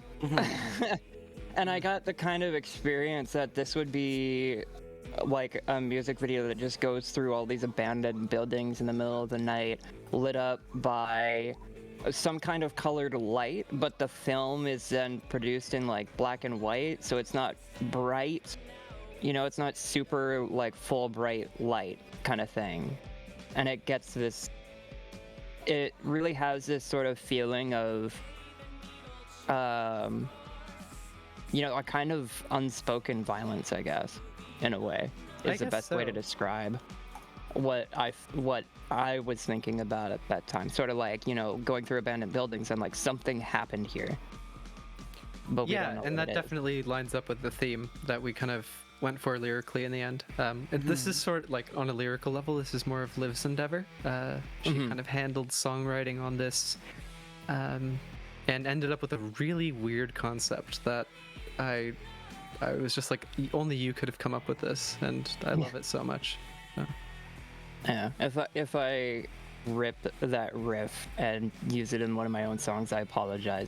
It's very catchy It's though. probably very subconscious, yeah, because it's very catchy. It is very memorable, and it's probably gonna like it's definitely an earworm that's gonna get stuck in my brain to a point where I'm just like I have to play it. It's so catchy. It's all E. Yeah. E, E, E, E, E, E. Yeah, I wouldn't be able to play it on my E string though, because for whatever reason it sounds floppy. So, but I'm reminded of. Okay, this is gonna start bad, but you gotta stick with me. I'm reminded of the Spy Kids soundtrack, but if there was like a level of artistry to it, you know what I mean? You know what? I do not, for the life of me, recall what the Spy Kids soundtrack is like, but I love that for you. Thank you. We got another thing to play before our next guest is the Spy Kids soundtrack and the World's Greatest Peeler at the same time. go. That's a funny idea. All right. yeah. All right, are you ready for the tarot card reading? Are you asking me? Yeah, it's your reading. Oh, cool. Okay, for some reason I thought this was a chat thing. Yeah, I am now ready for the tarot card reading. Nice. Okay, cool. All right. So I'll let you do the honors. You can stop the shuffling cards when you feel it is necessary, Okay. one by Do I one. just like say stop or something? Yeah. Yeah, one by one. Okay. Stop. Oh, wrong button. Oh, okay. Like again? I Yep. guess? Sorry. Yeah. Stop. Stop. And stop. Okay. Okay, cool. So first of all, I just want to say like the Four of Swords is one of my favorite cards. I just really like the imagery on it, especially on the Rider-Waite Smith deck. But first of all, in the past, we have the Ace of Wands. This usually represents somebody who has control over, I guess in a sense of speaking, has control over their spirituality in the sense of you don't feel as though you are being shaken away from or moved away from your core, your beliefs. You feel as though you are fairly strong in that aspect in your past where you had a way of doing things and felt confident in the way that you did things. And while the way that you apply this belief, this spirituality that you have in different paths, and you've used it to kind of change how you do things, in the grand scheme of things, your beliefs remain the same, and they remain rock steady, which is a good trait in this case. For the center, we have the Empress. This represents somebody in your present, considering it's in the present position, who is a feminine influence, in a manner of speaking. I don't think influence is the correct terminology, but this is somebody who you seek out when you need help or guidance, or this is somebody who you just kind of admire from a distance. And in your future, we have the Four of Swords. The swords are a suit of action, so in this case, this would be somebody who has spent a lifetime as a soldier in battle, you know, fighting and fighting and fighting, and in the Four of Swords, they're being laid to rest in a very honorable manner. Not to say that you're going to die in your future, but even though everybody dies, but rather what it's trying to tell you is that the fight that you're going through right now there will be an end to it, and you will have fought valiantly for what you believe in. So to tie this all together, in your past there was a strong belief in something. You had this rock-steady belief in something that may have been somewhat malleable, but in the good way, where you are able to form your beliefs around the world around you and make that even more rock steady. And there was somebody with feminine traits within your life, not necessarily a woman, it could be a man as well, who just happens to have this motherly aspect about him, who really nurtured that within you, allowed you to feel confident in the way that you were going about strengthening your beliefs based on the world around you. And in your future, there is going to be a challenge to those beliefs that you may find more difficult than you expected. But what you should keep in mind is that it is going to be challenging to deal with that, especially when you've been spending so long building up that spirituality, that belief, building up that core, and then somebody is going to challenge it and cause problems, and it's going to be intimidating. But you've also had a lot of practice forming that belief and building it up. So have confidence that that isn't a fragile part of you, that it's going to carry you through, and that you're going to do the absolute best that you can to stand up for what you think is right. So do you feel that reading was fairly accurate, or could it use some extra clarification? No, it sounds about right. Yeah. Cool. Thank you for the reading. Yeah, you betcha. I haven't had this done in like years, so it's kind of cool. Yeah, it's actually funny because I have I play 5M RP, and I roleplay a character named Lexi, who does tarot card reading. Yes. So I've had a lot of practice, and a lot of people have told me that my readings are fucking exceptional. You are really good at them. Silverleaf, I want to give a quick shout out. Thank you so much for donating to your local fund. That's really excellent of you. Yeah. All right. Is there anything you want to talk about before we let you go? No, not really. I think I've said enough. So much, in fact. Do you want to plug your stuff? Yeah. Okay. So you can find Wax Limbs, which is the band you've been listening to, at waxlimbs.com. We're also on Instagram and TikTok primarily for social media. Thank you. That's Wax Limbs in the chat right there. We also are playing in Toronto on August 5th at Vash, or, West End, Dundas Street kind of area. Vash Zdrovia. Yeah, Vash Zdrovia. If you're in the area, please come out. We'd love to see you and meet you. Yeah, and for my stuff, I'm at gameaudio.ca, which I'm so happy I managed to snag from GoDaddy. So thanks, GoDaddy, for that. Go Daddy. All the links. Hell yeah. Thank you so much for coming on. Thank you for having me. It's been so much fun. Okay, now I gotta get rid of you. Wait. Wait, how do I even do that? There we go. Cool. Wow. Okay, so stick around. We will be right back. We have a pre-recorded segment checking in with Twoey Gray, who is a cyclist biking across Canada, which is the better alternative to flying with Air Canada. Am I right? Haha.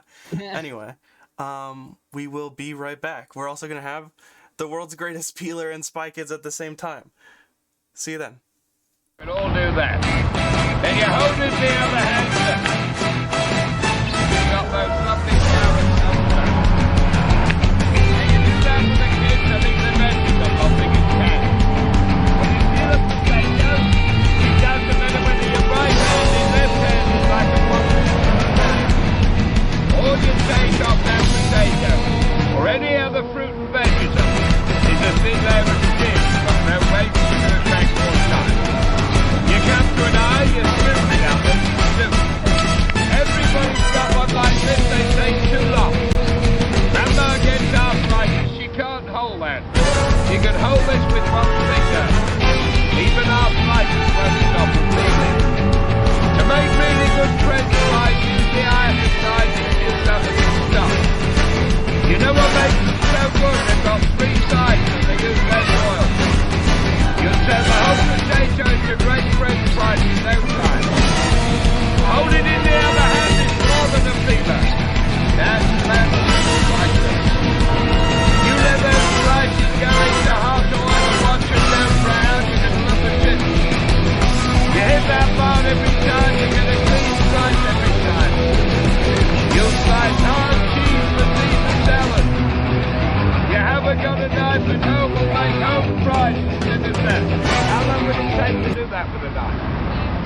my machine is so gentle, you'll peel asparagus without breaking the tip.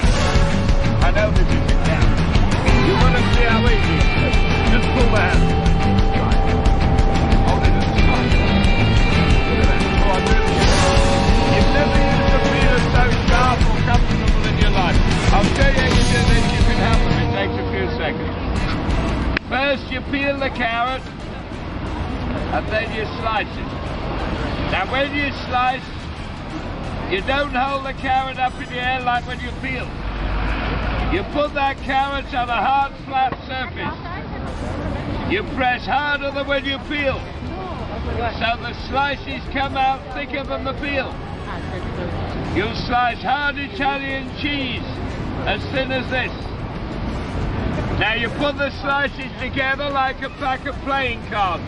You can all do it, but you've got to use at least 6 slices. Don't try this with one slice by itself, it won't work. You fold the slices over. You hold the loose ends in one hand. Now you can see how sharp it is. See, they're made in Switzerland from stainless steel, they cannot rust. They're dishwasher safe, they never need sharpening. And if anyone thinks that's a special one, you can have that one, I'll use another one.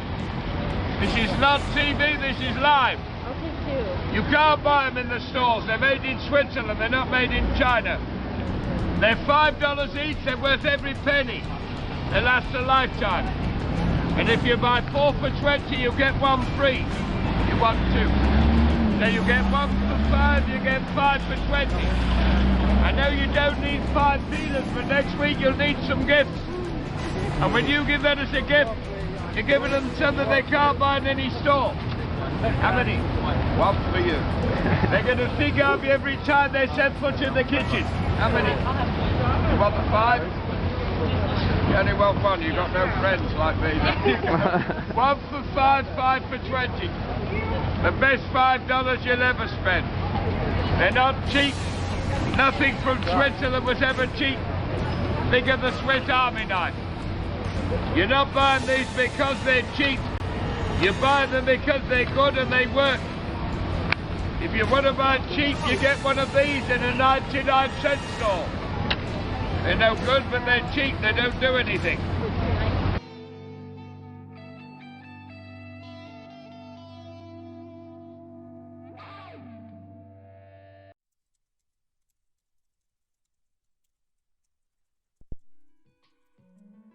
Oh, there we go.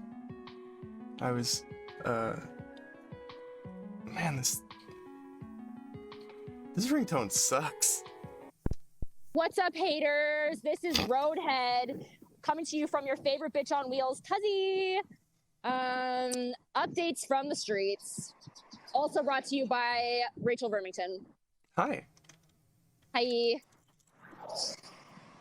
Is this what you want to call it, Roadhead? Yeah, I don't know. I made it up right now, but Okay, well, we'll call it Roadhead with Twoey. yeah. Sure. Great. I'm fine with that. I just changed Cool. the graphic and everything. Nice. So Wait, what did you call it before? Updates from the streets, or I just what? called it like checking in with Twoey. Oh yeah, we can call it Roadhead if you want. All right, Roadhead with Twoey. Yeah. I'm glad we came to an agreement on that. Okay, I'm glad. I'm glad too. So you're crossing the St. Lawrence River right now? Yes. Sorry if it's so noisy. I was on the north of the St. Lawrence River because I was hanging out in Quebec City, and now I'm gonna go to Ile d'Orléans tonight, and hopefully find a sneaky spot to camp there, and then continue along the south of the St. Lawrence for the rest of my trip into New Brunswick. Okay.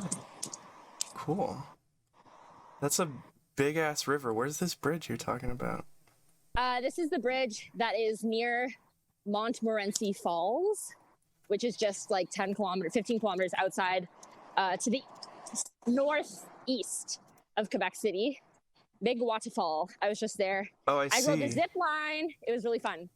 Dude, that's a Actually, huge you know bridge. what? It was cool, but like zip lines, I do think are kind of dinky. Like they're kind of like, shoop, like it's over in 5 seconds. You pay so much, but whatever. I want it to be close to the waterfall. Don't hit me, please. Oh my god. Are you riding on the highway right now?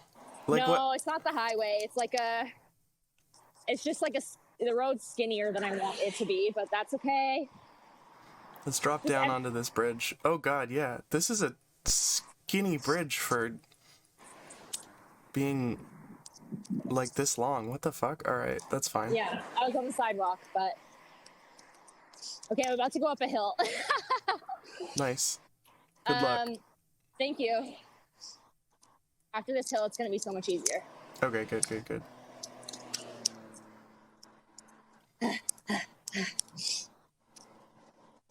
So how's the biking? Like I guess we've talked about everything you've done, but like how's the biking? How's the exercise? The exercise itself varies because, oh my god, this is this is a true test if I can answer this question going up a hill. Some days I'm doing like 90K in a day. The most I've done in one day is like 110. And that was when I was doing a big old push into Montreal on a Friday because I wanted to hit the club. And so when I got to the club, I was just like standing completely still with like no vibes because I was so tired. Oh my god. You can edit out the huffing and puffing. No, it adds atmosphere. I mean, if you want me to, but No. Yo, this hill is actually messed up. I I'm might just looking walk at my it. bike. I'm on the hill right now with it is a long hill. You might just want to walk your bike. Yeah, I'm walking it. I'm back in the suit. What's that? Who's the Hawaiian kid from Kim Possible? You know what I'm Ron? talking? No, the guy who never leaves his room. He's like the like Oh yeah, Gus or whatever. yeah, Gus. I'm doing that, but No, Wade. Wade. There we go. Yeah, Gus. I'm saying that's the mole rat. Or wait, that's Rufus. Okay. So last time we spoke. Okay, give him a sec. Holy. Take a deep breath. Thanks. You'll be fine. Okay, last time we spoke, I just arrived in Gananoque. Mm-hmm. In Gananoque, shortly after we spoke, I went to an abandoned warehouse. Inside there, I was like, thought I was by myself, but then I saw another guy there. He was holding 2 screwdrivers and a bottle of like liquid, like a pill bottle full of liquid.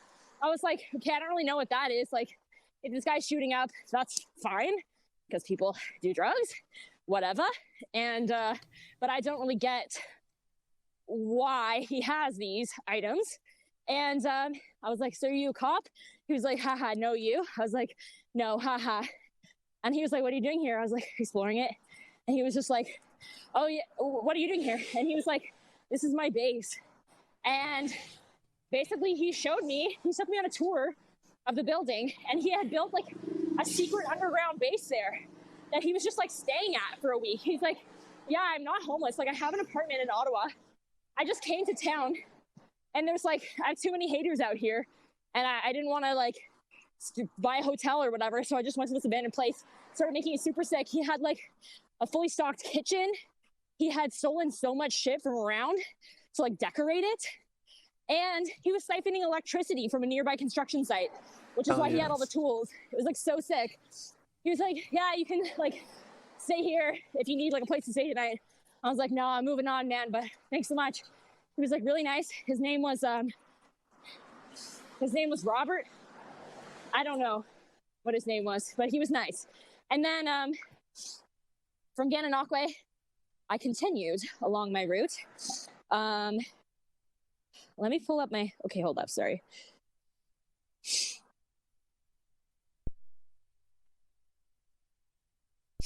Okay, from Gananoque that night, I landed in a town called Cabin, which is near Mallory Town. Cabin with a Q. And I stayed with these people I met on warm showers. I actually got there super late, like 10 p.m. As I was biking on these dirt country roads, gravel, so slippery slidey, it was super dark. And fire flags were my only like street light. And I stayed with this guy, Kurt, and his wife. They're like an older couple in this gorgeous farmhouse. And they let me stay inside in this like gorgeous room. And I asked them why they host travelers. I met them on warm showers. they said because they were hitchhikers when they were young. They traveled across the country, the continent that way. And now they're old enough to return the favor because they have like rooms. They didn't have money then, but now they do. Which seems to be a theme with a lot of the people I'm encountering, who are kind of seeing a bit of themselves in their own, you know, youthful adventures in me. And that's really nice to me to get to like, I don't know, represent a positive memory for them. Mm-hmm. I left there early in the morning and went to the town of Morrisburg. I saw a car show on the way there. And most of the day, I hang out on this graveyard and cooked mac and cheese on this guy's grave and scratched and just like lounged around. And then I got to Morrisburg and there was nowhere to sleep, so I found another graveyard and slept there on the waterfront. That was pretty sick. Next day, Morrisburg, and I got stuck in a place called Somerstown. So I was trying to punch into Montreal, but there was about to be an epic rainstorm with so much hail. The sky was like black. I didn't know what to do, so I pulled off at an RV park, like moments before it was supposed to like rain buckets. I'm pushing my bike up a hill right now. And I just said to the guy, like, hey, listen, don't have an RV. I'm a cyclist with a one-person tent. I don't know if you guys got like something like covered, like a space that just like is a little bit more secure for me in my tent. Was not planning to stay here, but if you have anything like that, like let me know. And the guy basically said, we're not making you pay tonight. We don't really have anything nice like that, but you can sleep in our barn. Nice. I was like, thank you. The barn turned out to be like their rec room. They had like some ping pong tables and a washer and dryer and a shower. And nobody came in there. So it was like basically my own private little hotel. And I could wash my clothes, have a shower. Super nice. I slept on the floor with my sleeping bag, but it was like ideal. And like I was so protected from the rain. Next morning, Montreal, baby. 110 kilometers. I pulled up to my family relation, Ashley, and I was like, nice to see you. Nice to meet you. We realized we've been connected through like a chain of uncles that we didn't actually even know if we were related anymore or if we had ever met. I was like, who are you? The first thing we did was draw a family tree. It was like, okay, who's your dad? Okay, who's your grandpa? And we went through like that until we found out we had a common great grandpa, Morris Cornelius, started the commotion. And then we were like, okay, so then what are we? And we did some more research. We found out we're second cousins. We're like, hey! And then she went to a metal show and I went to the club. I went to this skate bar in Montreal called Trash Bar, TRH Bar. And there is a skate bowl inside of the bar with like a fence around it so boards don't go flying into your drink. But yeah, it's like really sick. Like a little indoor skate zone and then a dance floor. That's cool. But no one was loving my vibe there. And all the girls were like, Breaking news. We come to you with a breaking news update. Holy shit. Panty and Stocking Season 2 in development. Breaking news update. Panty and Stocking Season 2. Update. Breaking news update. Okay, back to the show. they're fake gay or quote unquote fake gay. Because they were all like, he, ooh, I'll kiss you, I'm gonna dance on you, what you, ha ha ha. Like, I don't know, they're all being so weird. And like, touchy flirty, but like wasting each other's time. And I was like, okay, either you're putting this on for like the boys here, which is whack, or two, you need to look within, ladies, because this is enough. Enough's enough. Just, this is not right. And then the next few days, stayed at my friend Legs. We did all kinds of fun stuff. There's this place in Montreal, very iconic, the Big Orange, also known as the Gilep. They make this very famous orange juice there called Orange Julep, and it tastes like a creamsicle. It's an orange juice, fresh squeezed, but it has eggs in it as a secret ingredient. It was so effing good. I went there during the day, and I was like, screw it. I went again at night, and I double biked Legs there. It was so effing fun.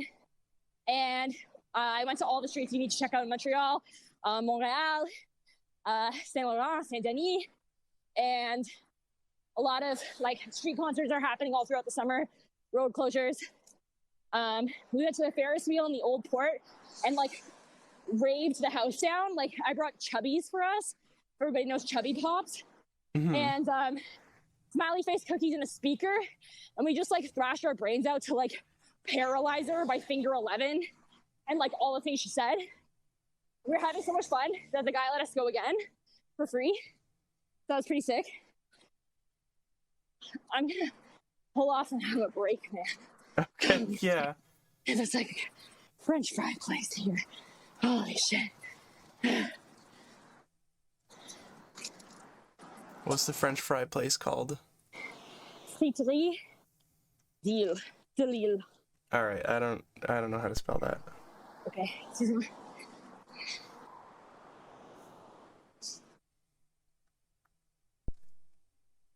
Yeah, I need a little sit. Holy. Have a little sit. I have a little sit. Talk to my friend. Ready. This orange is just in like a parking lot? Yeah, it's like really weird because it's just in like a weird industrial part of town, which is like part of the attraction of it. It was built to like basically have anything to do there. There's also a really beautiful cash-only Indian nearby. I would recommend. They have the best like laddu, chum chum. Like if you like Indian sweets, it's A+. Yeah. Also in Montreal. Let me see what else did we do. We hit up some diners. There's a big LARPing community in Montreal. Every Wednesday, there's the, I don't know if it's Wednesdays actually. They have every Sunday, the Tam Tams are in the park, which is like this very particular drumming community, hippies, free spirits. They all just like drum their asses off and get so free and wiggly. I sat there like crying for hours about my breakup, which was the best place to do it because everyone there is so like squirmy with their emotions. Like it's all good. And right by the Tam Tams, as these drummers, you know, subculture is doing their thing, there's LARPers just like throwing ass. Like these LARPers are, the community is so strong. They're just like beating the shit out of each other with these foam weapons. It's kind of sick. Man. I'm seeing it now. Actually, I looked up the Tam Tams and the first result was a vlog LARPers, about, right? Yeah, super cool. That's so cool. And we went to a LARP store. That was also cool. They're like foam weapons I thought were real weapons. They're just really well done. Yeah, so I had the best time in Montreal, and then I pieced out of there and went to the town of Repentigny, which literally has repent in the name. It's like repenty. And I stayed with two bad bitches, and they're both named Claude. Claude 1 was like 45, met him on Warm Showers. Here's my proper host. Cyclist. Main thing we talked about is how he's really trying to go to Australia, but he can't because he got he says, experimental COVID vaccine. Then they won't allow him into the country for political reasons. No idea what that means. That's fun. Like, okay, Claude 1. Claude 2 was 85. He was like his landlord. Like I couldn't figure out the relationship between these guys. Like they're a couple, but they're 40 years. They're not a couple. They're 40 years apart. And Claude 2 was just like the landlord. They just like lived together. And Claude 2 just sat there talking to me for an hour in French about how like Tunisia is so fire. I need to go to Tunisia because a 5-star hotel is $14 and a foot-long sub is $1 with all these toppings. And he's French Canadian, but I describe him as a Tunisia boo. Like he's selling Tunisia so hard. And the next day I wake up, he's on Facebook calling all his Tunisian homies just to like catch up about like Tunisia life. Like it's just an interesting fellow. Yeah, and then I pieced out of Repentigny, and I went to the town of Sorel-Tracy, where I had my first and only, not only my first and only bad experience with warm showers, but the first bad experience I've ever heard of anyone on warm showers. All the forums say like, has anyone ever had a negative experience here? And maybe I'm the first because my other hosts have also said they'd never heard of that.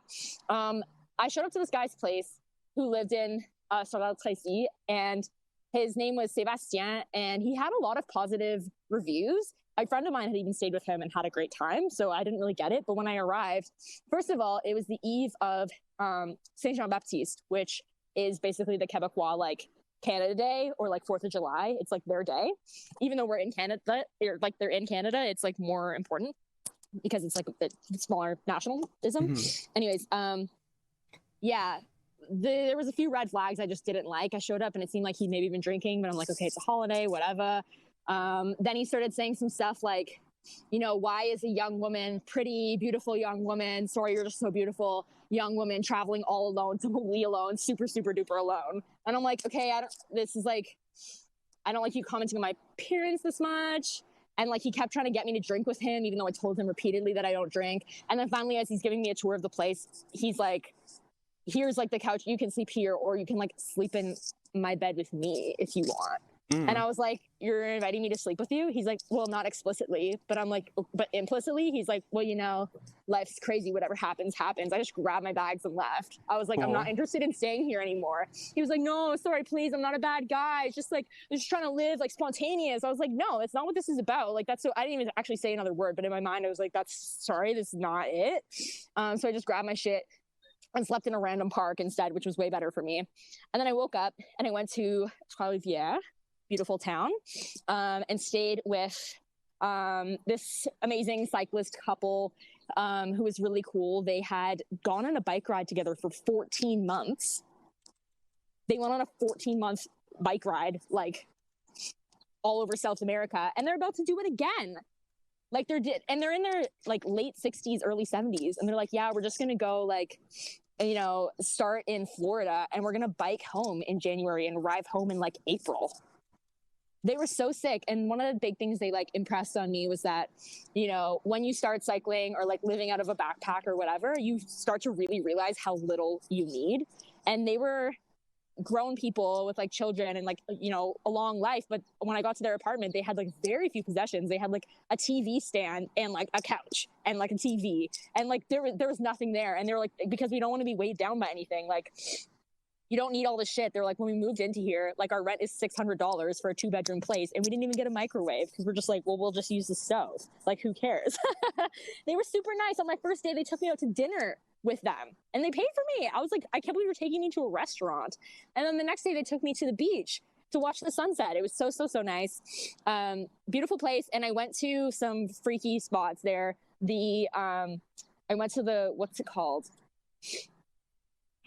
Not the convent, whatever. I went to like the nunnery. It was really like scary. And also that nunnery, like the school attached to it is still active. So they were having their prom as I was like touring the place. Sorry, what town was this? Trois-Rivières, Trois Rivière, like river. Yeah. And I followed the St. Lawrence River all the way to there. Yeah. I went to, some parks and stuff, and yeah, I toured the convent, so that was pretty cuckoo. And then when I left Trois-Rivières, I was in this beautiful small town called Deschambault, and biking around looking for a place to stay. It was very cottagey and like manicured, so I had expected when I got into the country that there'd be like a lot more open fields for me to stop in, but I was kind of getting stressed because it was getting dark and I hadn't found a place to stay yet, because I'd spent all day at this effing windmill that I found. It was just so cute and nice that I was just like, I want to read my book. And I sat there all day long at my windmill in my silly little outfit. I'm leaving the windmill and I'm like, oh, where the hell am I going to stay? And I'm biking on the road. And this guy pulls up next to me and he's like, you look like you're looking for somewhere to camp, like in English. And I'm like, yeah, I am. And he's just like, follow me. So I just follow this car on my bike for so long, and he takes me to the bakery, and he's just like, my name's Bruno, I'm the town baker, and like, you can sleep in my garden if you want. Like, I've done this before for cyclists. I was like, oh my god, you're actually a legend, like, thank you so much. And I'm starting to get set up. He's like, actually, it's gonna rain ass again tonight. If you're comfortable and you have like trust in me, you can sleep inside the bakery if you want. I was like, like what? I'm like hanging out my windmill all day and then sleeping inside the bakery. It's like, what kind of like Studio Ghibli life is this? So yes, I slept in the bakery with Bruno on his couch. What was this bakery called? It was called I just want to see what it looks like because it sounds I'll send you a adorable. picture of it. Let me see what it was called.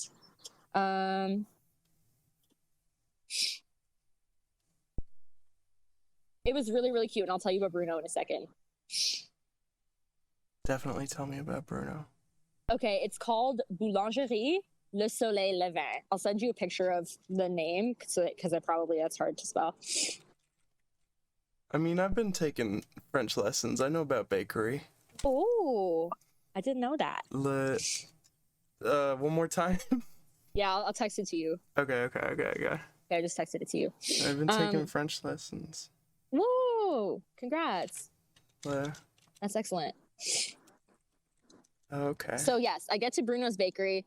I get inside. It's like 9 p.m. now. He's like, "Have you had anything to eat?" He goes out to his garden and like makes me this most beautiful salad I've ever had in my life, where everything just came from the ground that instant. Hell With like yes. chicken is the only exception, but it's like a local chicken from like the farmer down the street. It was just amazing. And then we just stayed up like super late talking about stuff. Bruno actually is the subject of a documentary because he was talking to me about like his kids. One of them's a dancer and is gay because I told him I was in the LGBT. Whoa. And one of the kids is like a locksmith, one I forget, and the other one is a documentarian. And the subject of Bruno's documentary was that he's been many things in his life. He said when he was in his 30s, he was paid in 33 different trades. Like he was like a tour guide, like a plumber, insurance salesman, a lumberjack. Like he was doing everything, and he still is. Even in his late 60s, when I got there, he's like, "Yeah, I'm about to sell this place because in February I went to Portugal and it was kind of fire. So I'm just like, I'm gonna go there. I do not speak Portuguese, but I'm gonna open a bakery there because I just cannot stop." So I was like, "Okay, you're actually sick." But when he was young, he was actually the champion boxer of Quebec when he was like 18, and when he was in his early 60s, his body was so just busted from years of activity that he had to get a double hip replacement. And he was in so much pain that he thought of ending his life. But when he just was going on for the surgery, he decided, when I get out of the surgery with my 2 new hips, I want to have one last fight. 10 rounds, 10 friends, knock them dead. Do it up. So he hosted this fight where he basically like, he didn't want to fight old guys like him. Like he only fought the 25 to 30-year-olds in the village. Nice. He just like, like picked 10 rivals, like some of his friends' children, some customers for the bakery. And we watched the documentary together. It was like 20 minutes long, and he gave me kind of the like cast commentary of the stuff that wasn't included in the film. Is it For instance, available? the guy, yeah, and I couldn't find the version with English subtitles. We watched it with English subtitles together just to make sure I was like getting everything. But yeah, he I forget what I was gonna say. I think I've found a picture of Bruno. It's Bruno Pichet. Okay, hold on. It's a documentary. It's called like Pichet sur le tourne or something. How do you spell Pichet? Piche accent aigu. Okay. Oh yeah, yeah, that's definitely him. Yeah, that's Bruno. He looks so different.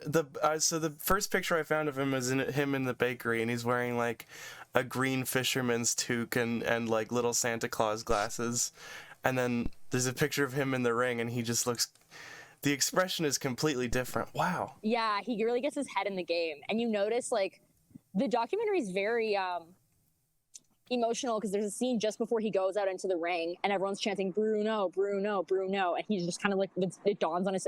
He's getting into his in the scene. He's getting into his clothes for like the match. And you can see how hard it is for him to even put on his gear. Like he can barely walk. He's just like so much like, pain. And he starts crying as they're chanting his name before he goes out into the ring. And when he gets in the ring, he's moving. Like he's moving so fast. I asked him, like, was the adrenaline just pumping through your veins? Because like 10 steps ago, you were not moving that way. He was just like, yeah, man, you just go into like boxer mode. Like everything was just like, I was moving from muscle memory at that point, not like muscle ability. And he told me that everything was selected very intentionally. He said like 175 people came to the fight, which is a very small town. So that's a lot of people. He said people like even flew in. Guys he hadn't seen in 42 years that he boxed with when he was a kid came out. And he chose his water boys to be like his 2 best friends, the guys who like, clean his bloody nose, which he gets from one of the fights. Because the guys did not go easy on him. Like his opponents, he told them like, let it rip. Don't fight me like I'm an old man. Like fight me like I'm your equal. So yeah, one guy does give him a bloody nose.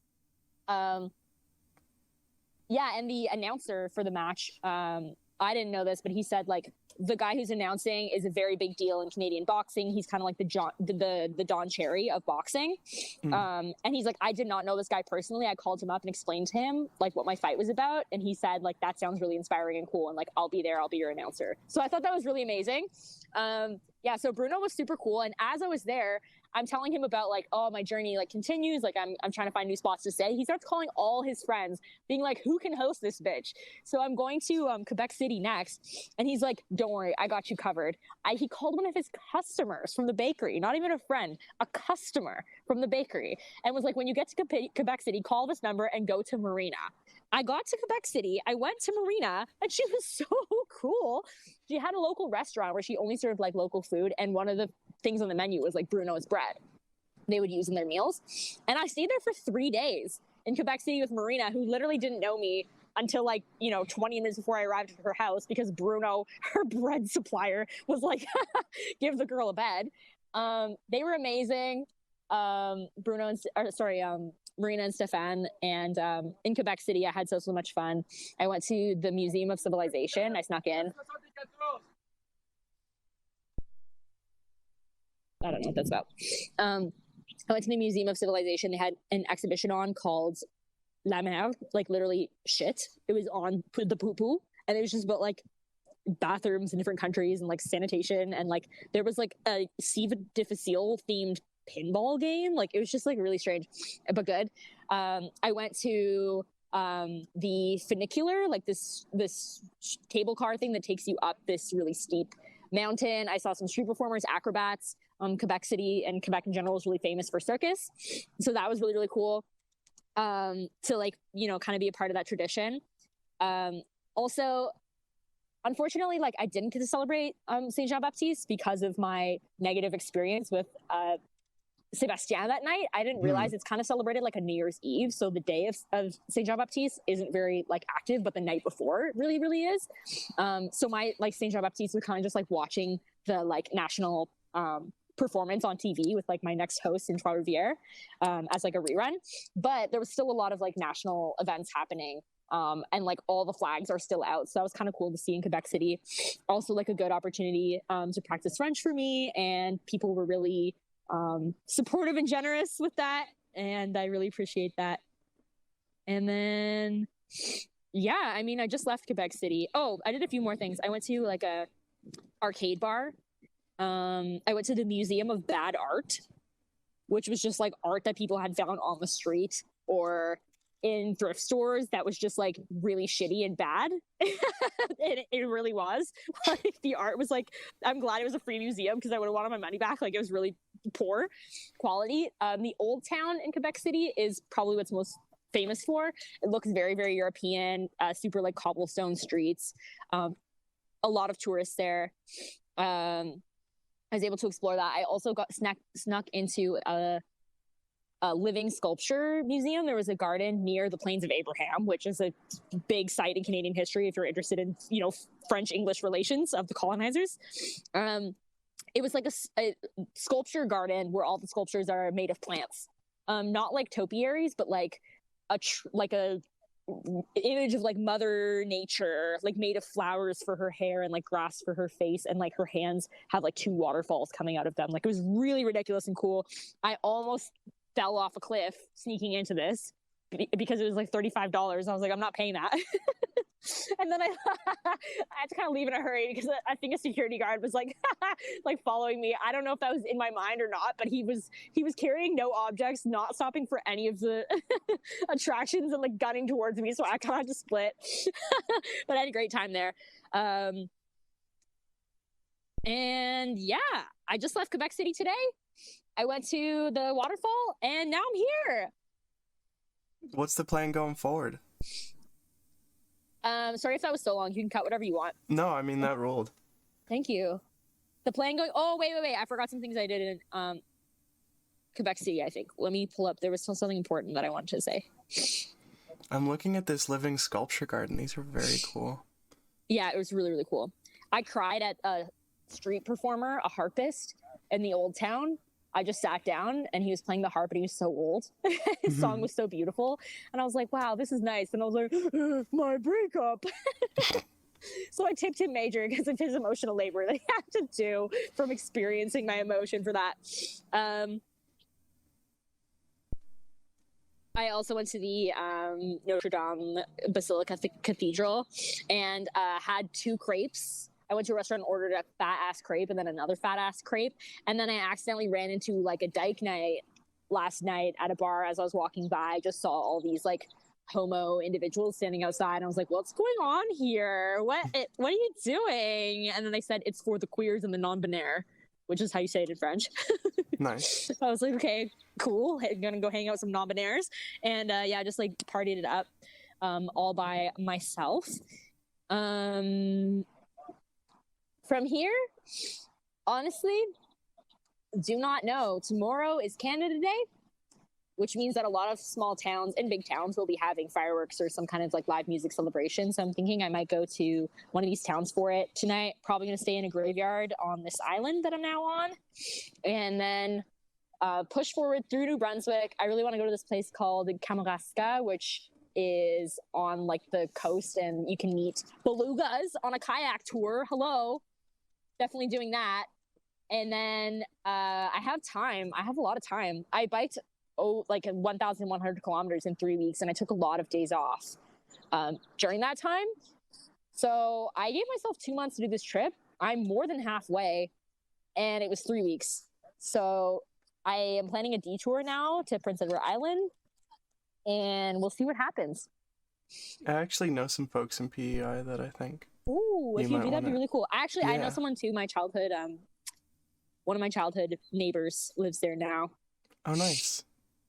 So I'll probably so go stay cool. there, and she did offer. So you're going just entirely all the way across New Brunswick to PEI. That's so cool. Yeah, let me think about how I'm gonna do that, because I do want to hit up the big towns like Edmundston, not Edmonton, but Edmundston, and okay.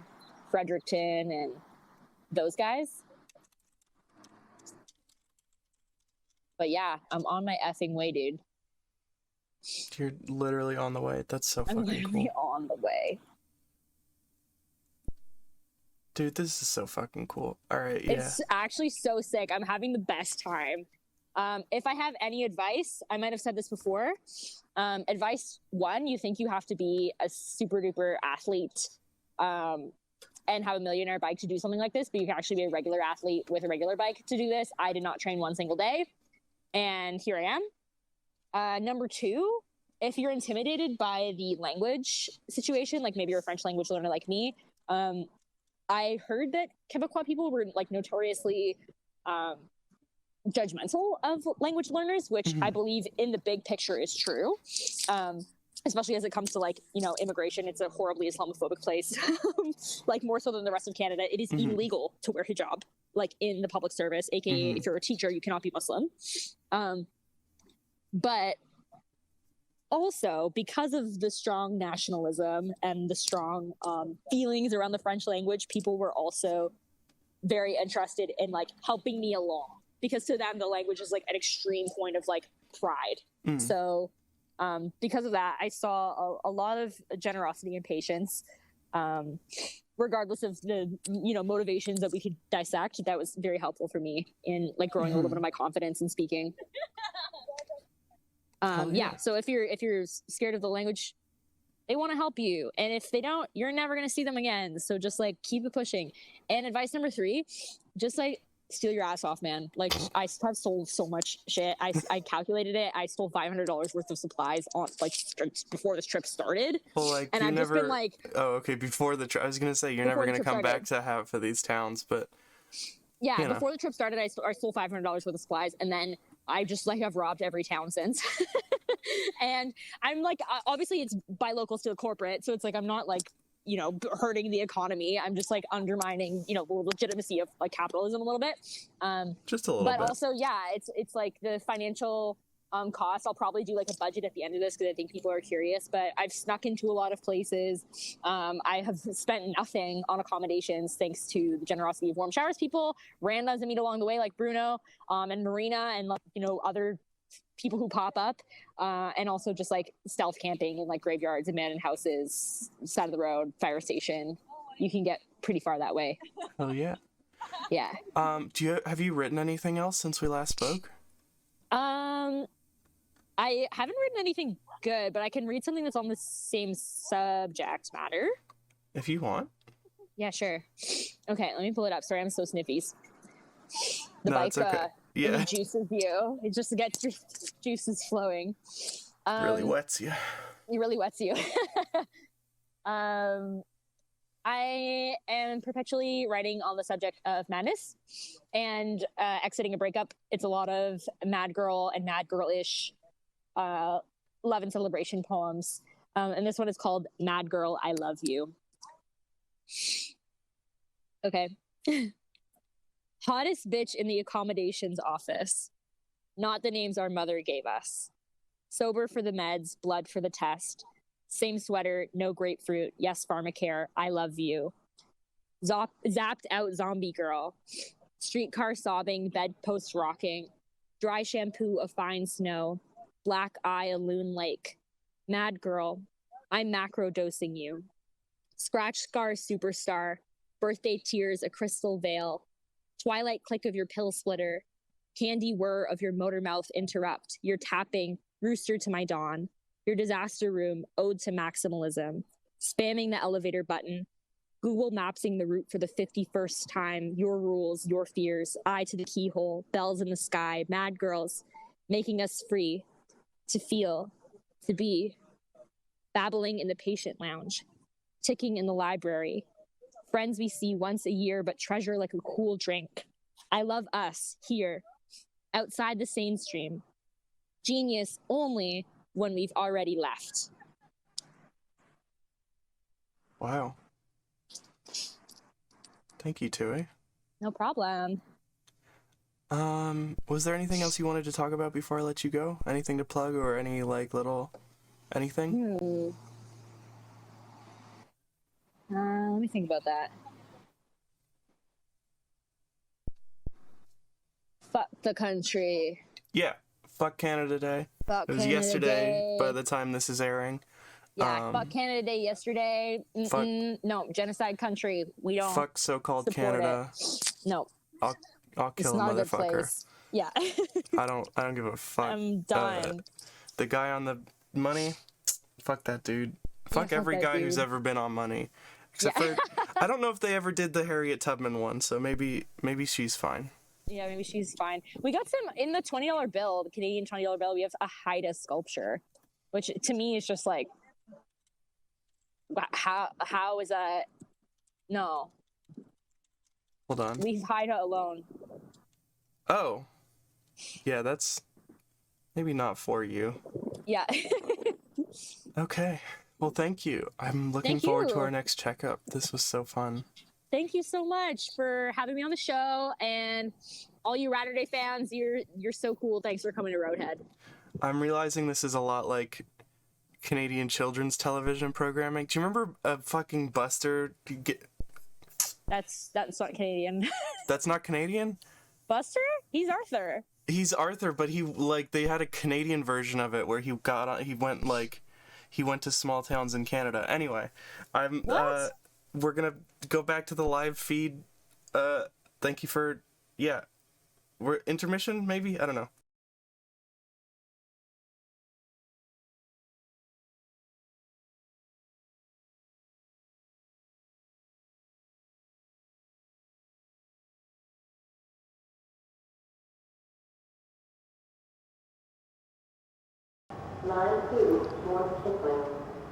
Most animals don't get a second chance. You fall through a lake, and the current drags your fur, and you end up dead under 6 inches of ice. You cross the wrong people, and you end up smeared across the snow. You end up half a world away from home.